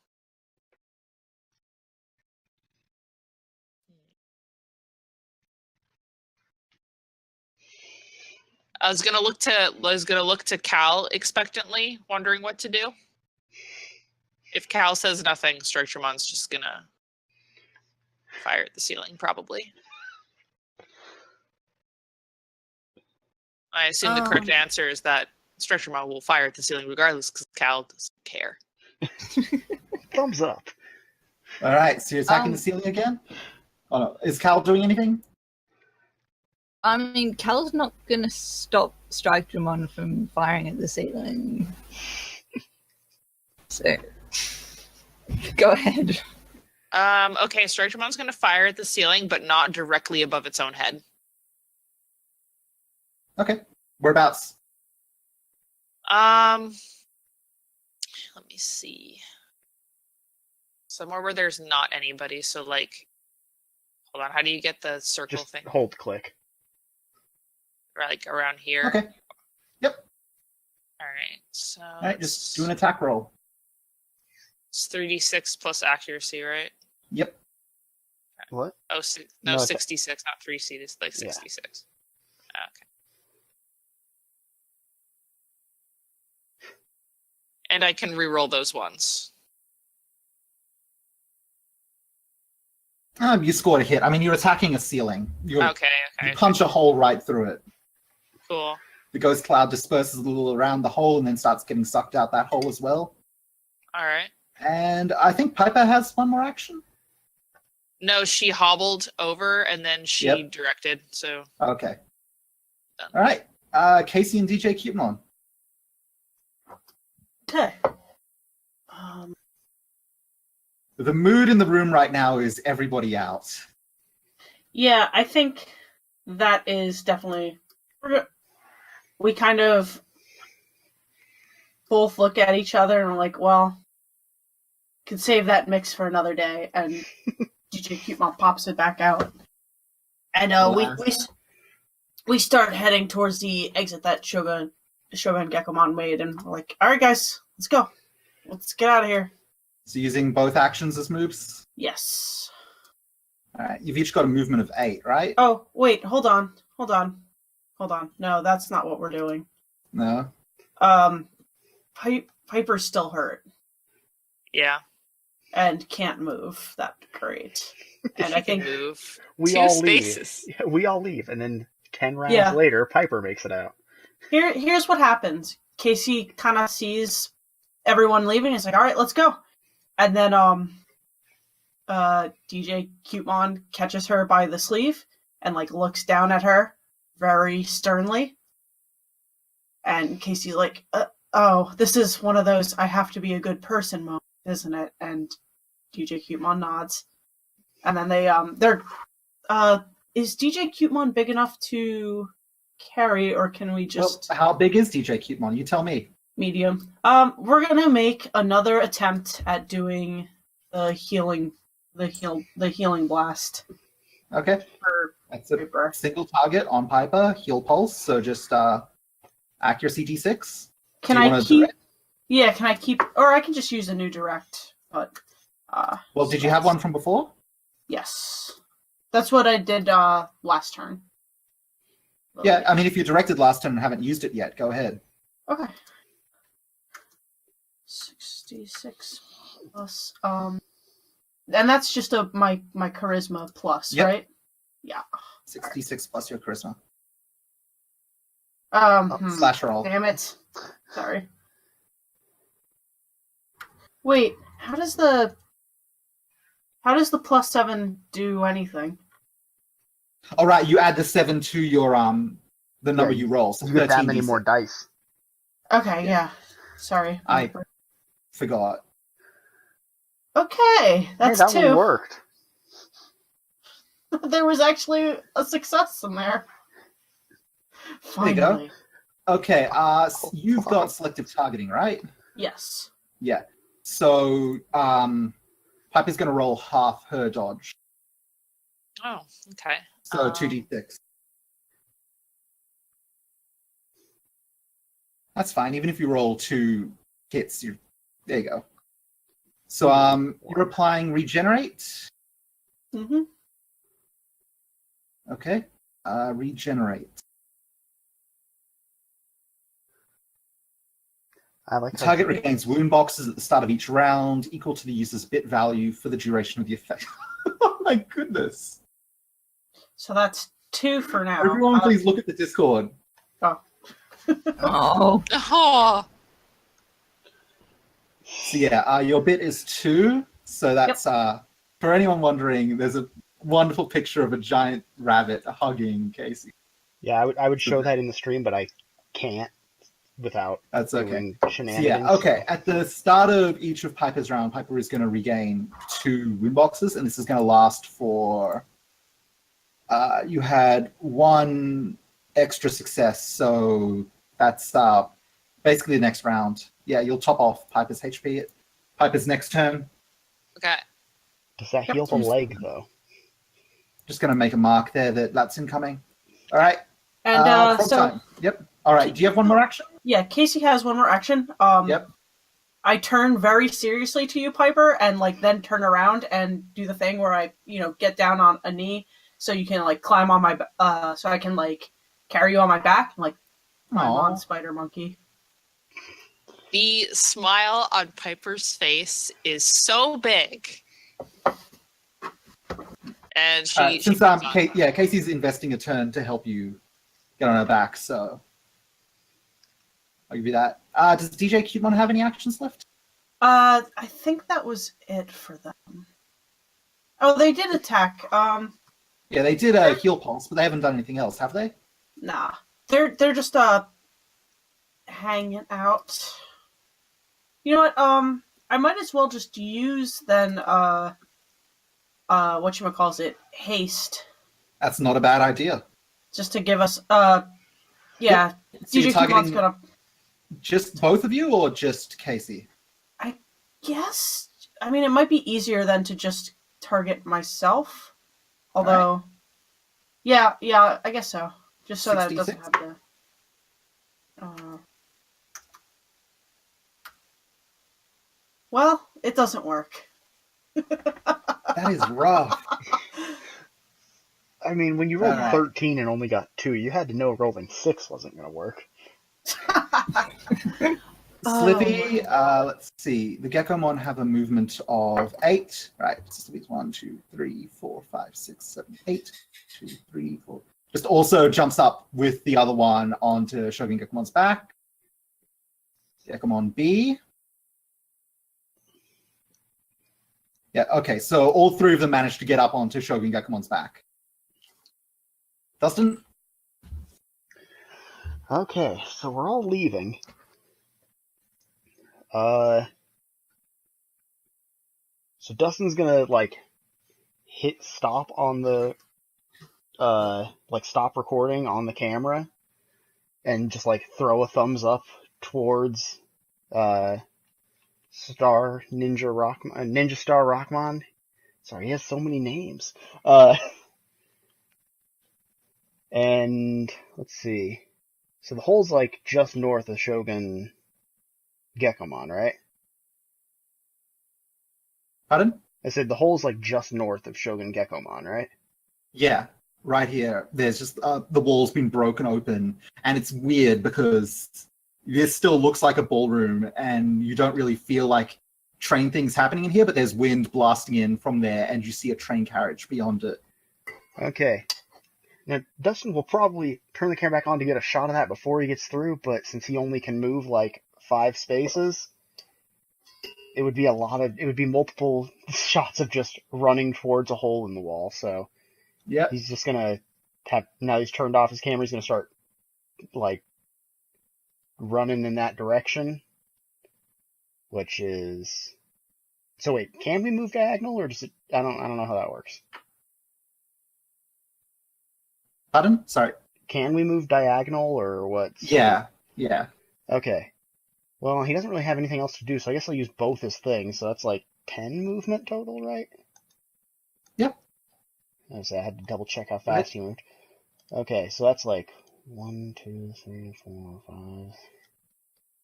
5. Okay, so he gets to here, pretty much. Which is still not close enough to get in. All right. What But, about Ninja Star Rockmon? Real quick, I just want to confirm something. Can you combine, I mean, obviously not teleport, because that's its own thing, but can you do, like, multiple kinds of movement in one action? What Like, kind of movement do you want to do? I want to do move into wall run back into move, since it's just all running.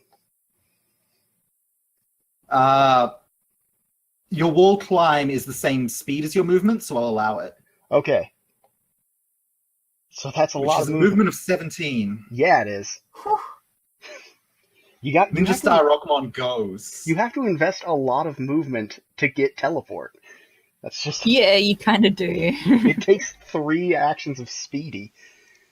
Anyway, so, because I counted it earlier, Ninja Star Rockmon is literally going to run to the stage, which is like 6, climb up, grab the microphone again, and then run back, and that is, with one action, gets him up to the stage and then back to, like, here. Okay. So then he's going to use his second one and just dart out that hole. Because that's... Okay. He's fast as hell. What do you do once you clear the hole? Let me think. 1, 2... Okay, he clears it with, like, movement to spare, so... Yeah, so I'm asking what... Like, you've got a moment more of movement once you're through the hole. What do you want to do? I mean, I assume if it's locked or something, it wouldn't work, but can he try the, like, door out there? Or would that be a different action? You reach the door, and it pushes open. Like, you give it a push, but that's as much as I'm going to give you with that action. I just wanted to make sure, like... If nothing else, he just wanted to make sure if it was locked or some shit. Yep. Okay, so it just pushes open? Yep. And then he's just going to, like, kind of, be gesturing towards everyone else that's still in that room for some reason. Alright, so Shogun Gekomon just somewhere. takes a moment, looks back at you all, and just goes, "If I were you, I'd leave too." He just jumps, like, kind of like on all fours, quickly waddles right out the door, because he jumps really good, but on his own he doesn't move that quick. And he jumps off the side of the train and just bounces on the ground with the bounce, bounce, bounce, bounce, out of sight. Okay. The ghost vortex is still spinning. The edges of the room now, the walls, are beginning to actually, not so much crack, but they're beginning to, the vortex is spreading down along the walls. And it's starting to, like, encompass the room. And you're starting to see, like, it billowing inwards and take off the edges of the room. The room's starting to get a bit smaller. At the hole here, the wind that's blowing in is pushing it back, but all the other 3 walls, they're all, like, engulfed in the ghost cloud now. Well, that seems fine. Cal, it's your turn. It's not ominous at all. Yep. So this ghost vortex is kind of creeping down the wall, right? Like, where he's standing. Yeah, but the incoming wind is kind of blowing it back, so it's very light along the top wall, but it's already, like, consumed the stage, consumed the pillars at the bottom of the area, consumed, like, the right side of the hall. Yeah, he does kind of look up at it, like against the wall, and, like, he's just kind of checking it out because this is very cool. And this is the one part Dustin's not getting on camera. Yeah, he does kind of gesture Dustin, like, "What are you doing? Why'd you turn the camera off?" Leaving, mostly. But this All right, Cal, stuff. I would like you to make a dodge check. Oh, that's fine. Cal has plenty of dodge. Agility plus dodge.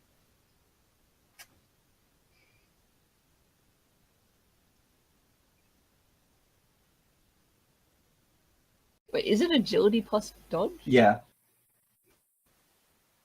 Oh, yeah, I don't know what it is. Yeah, don't worry. I'm an idiot, so that's Oh, I see why you're confused, because there's 2 stats named dodge. Yeah, there's, like, the derived stat, and then there's the...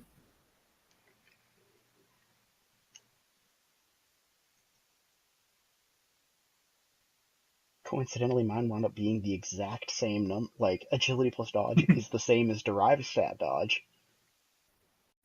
Well, what's the derived stat derived from? Like, is it just agility plus dodge? Because that might be the case. It might be. It is. Oh, well, there you go. So roll either. Your dodge stat is agility plus dodge. So what you're saying is our dodge stat is infinitely high. All right, Cal, as you're like looking around in interest, the ghost cloud kind of billows out towards you. And since you were, focused otherwise, you're a little slow to react to it. And it latches onto Caramon. Of course it does. It's gonna eat your Muppet. Let's start with a check for Caramon. So CPU check, which is your body. So 3d6 plus 1 for Caramon.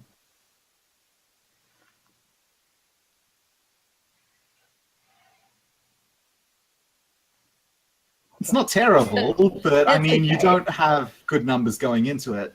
Caramon's kind of pulled off your shoulders, but it hasn't been like pulled into the cloud yet. But it's being grabbed by the cloud and it's flailing around a little. Well, Cal kind of grabs them, like grabs at the tentacles again.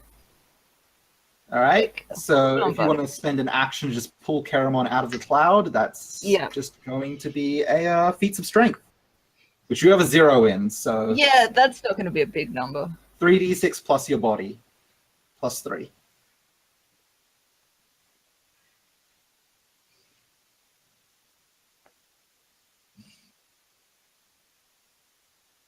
Okay, yeah, that's okay. a 565. Yeah. That's almost as good as you can possibly get. You pull Caramon back out of it and back into your arms.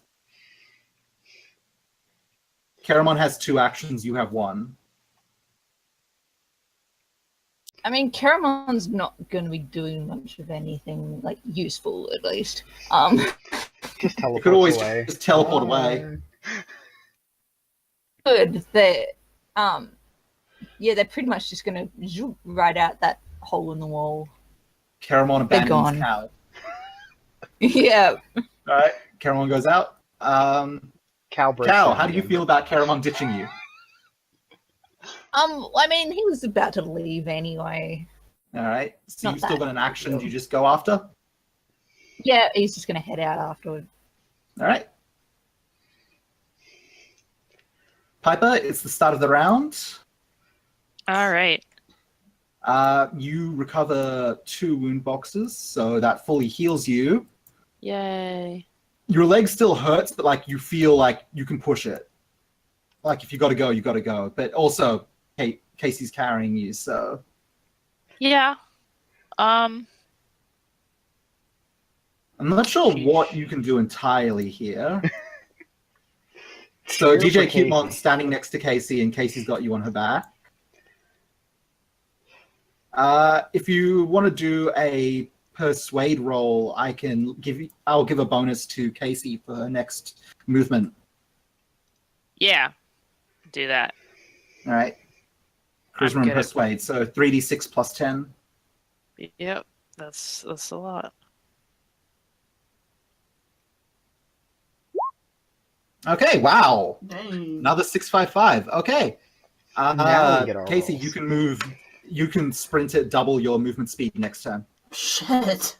And that's with Piper on your back. Well, all right then. You've got a lot of powerful motivation coursing through you right now because you get the feeling that if you're still in this ballroom for much longer, it's not going to be good. So, yeah. Turns out Your it's nothing to do standard- with What Piper. the hell did Piper even say? What did Piper say? Just, oh, we're going to die. We're gonna fucking die, man. She probably mutters a thanks to Casey.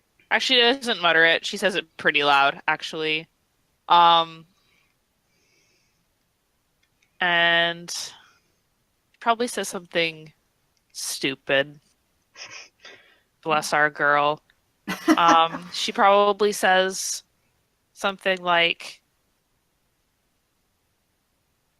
probably makes a comment about how like she's really thankful, but also she'd be like even happier if they weren't like about to die.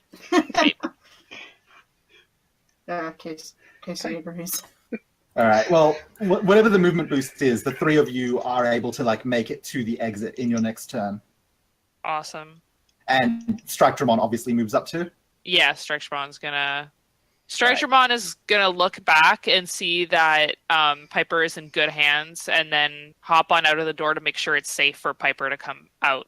Make sure it's like whatever is outside is safe. All right. So the next round, I'm just gonna say Dustin Yeah. obviously moves up, and the entire group moves on. And the camera's on again. Now that it's getting I'm shots of gonna everyone move leaving. you up to the next map, so don't need that turn order anymore. Let me just put you guys in here.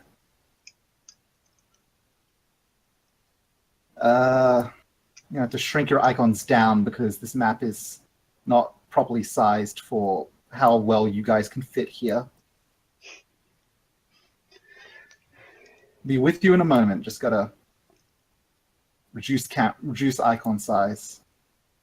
Next time this isn't gonna happen.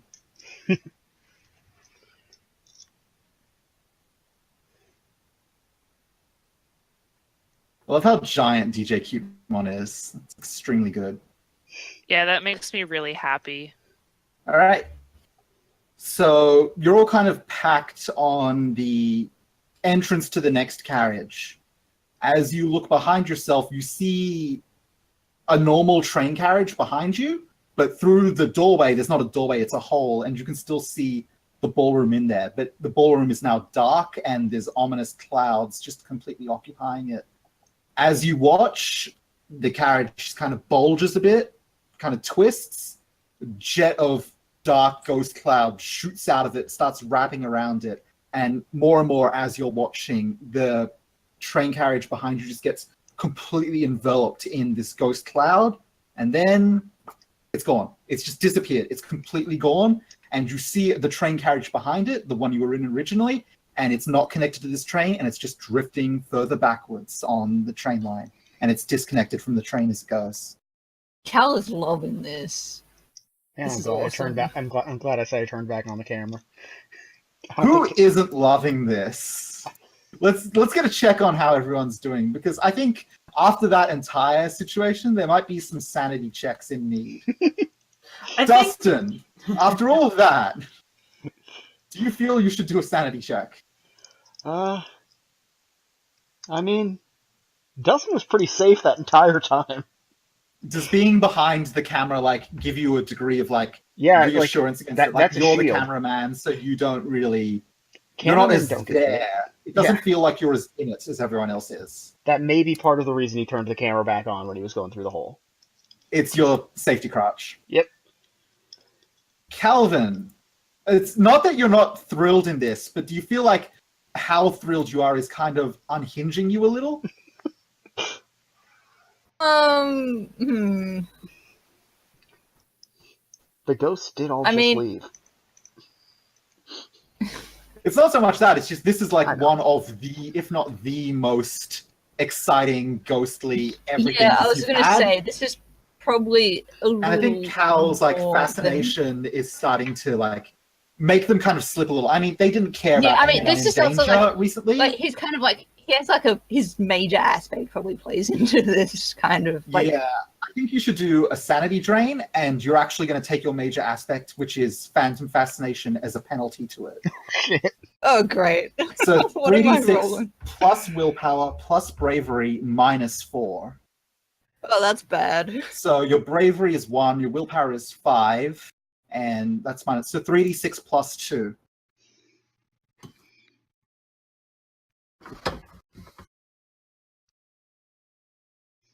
Yeah, okay, that's a sanity drain point. Great. You're so caught up in this, like, you don't care a thing about danger. You're not worried about anyone else around you. You're just, this is the most it's ever been for you, and you are so much about it. He's so alive right now. All right. Piper, you were just carried out on your back, on Casey's back. You're feeling. How are you feeling? Like she feels like this sort of sense of like awe and bewilderment. Like this is probably she's the newest member of the team, so this is probably the craziest shit she's ever seen. Yeah. And she's like a little nervous, but mostly like fascinated.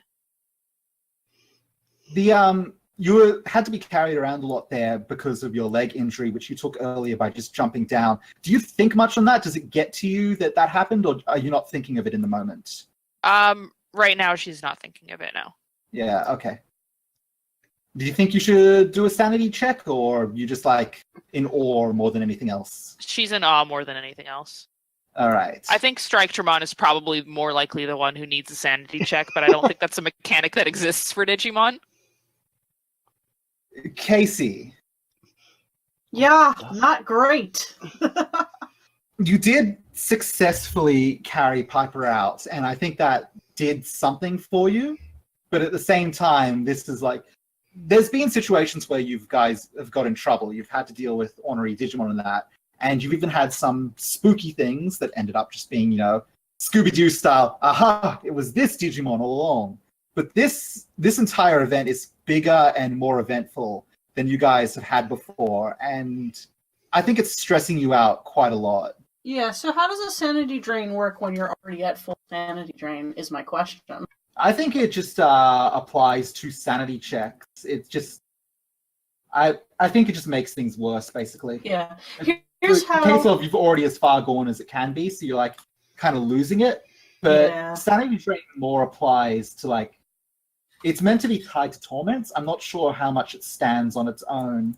You're going to do a sanity check, but it's not specifically for your torment. It's not going to set off your torment. It's just your torment. You're just kind of slipping on it, right? Slipping on the edge right now. So just run me through again. Sorry, it's 3d6 plus willpower plus bravery, and then minus your sanity drain. And you took 1 point originally, right? Yes. Yeah, so it's only going to be -3 for you. So 3d6 plus 1. Okay. Since you have a bravery of 0. Yeah. Here's how I think Casey feels about this. I actually don't think Casey is in the camp of, oh, this is supernatural, this is paranormal activity. Yep. She's like, this is another fucking Digimon that's fucking with us, and we're putting ourselves in danger again, and she's like, I do not feel like finding out what Mr. Jenkins Digimon at the end of the day is behind this. She's like getting real, like, now that the adrenaline's worn off and it's no longer in the danger moment, she's real kind of mad, I think. Kind of holding it in, but it's just fucking done with this. All right. Well, I think like you're losing your focus a lot in that lashing out, and the way Digimon and their partners work is their partners provide a level of focus that helps Digimon digivolve. So I think DJ Cutemon slips back to regular Cutemon. Yeah. Casey picks them up and is cradling them to their chest, just like not saying anything to you guys, but just kind of. Yeah. Does Strikemon or Ninja Star Rockmon decide to revert, or do they choose to stay as they are? Strikemon is on high alert, so that's going to be a no. Let's also do some quick health rolls, because at the end of combat, you roll your wound boxer stat and you recover that many HP. So DJ Cutemon took 1 damage before, but I think reverting to Cutemon's fine. Keramon is at half HP, but there's a reason for that, so Keramon won't be rolling. Thanks. Poor Keramon. Ninja Star Rockmon, roll. Is it your wound boxer stat or your health stat? I wrote this down. It's probably health. A full check of your health stat. Yeah, so roll 2d6. Yeah, Ninja Star Rockmon's not super tough. Yeah. Well, you've only taken 1 wound box, so you'll either heal it or you won't. You'll heal it. Woo! Okay. DJ Cutemon is fine. Strikemon's taken 1, so 2d6 for you as well, Maddie. Okay. I am going to say, though, Ninja Star Rockmon Yeah, no No. healing for you. is going to revert, like, he's going to slide the mic he took off the stage into, like, his little bandana thing, and then Yep. revert back, because this, Okay. I would say there's no stage, this is kind of a, like, he's not going to be able to stay in shot in here. This is a terrible place for him.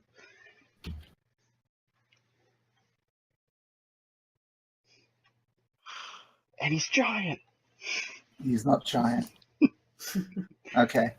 So you're all crowded around here at the entrance to the next cart. You can see, looking behind you, you just see the other carts gone into the distance now. The sides of the area you're running by are still completely lit in black. Like there's, well, not lit in black, but there's completely dark. There's like nothingness still along. As you stare into the distance, you can still see that there's some of the Senglutmon are running after the train. There's some in the far distance. There's not that many of them, but there's some of them running towards you. But they're not keeping up much. And the last thing that you notice right now is there's another one of those loud groaning noises that you heard before. And let me ask you, when you hear it, where do you each look? Strikeman is probably going to look either up or out, probably up first, then out. Okay. As you're looking around, you see lines get drawn in the darkness, red lines. And slowly, all over the place, those lines open up into circles, and those circles are eyes. That's Is this great. the point where we stop for now, or do you want to take a break, or do you want to keep going? I'm starting to actually doze off, so Yeah. I'm a grandpa. I'm usually in bed an hour ago. That's fine. We've been going for 2.5 hours. I think that's a good enough point to take a break. I feel Yeah, like no, this glowing is- red eyes appearing everywhere is a great stopping point. Yeah, to be continued. Yeah. All right, then. Oh, So I Bridget, do, your art of Casey is so nice. thank you. I do want to say, even if if Casey seems like she's not having a good time, Bridget's having an excellent time. I just want to make sure that's clear. I'm glad.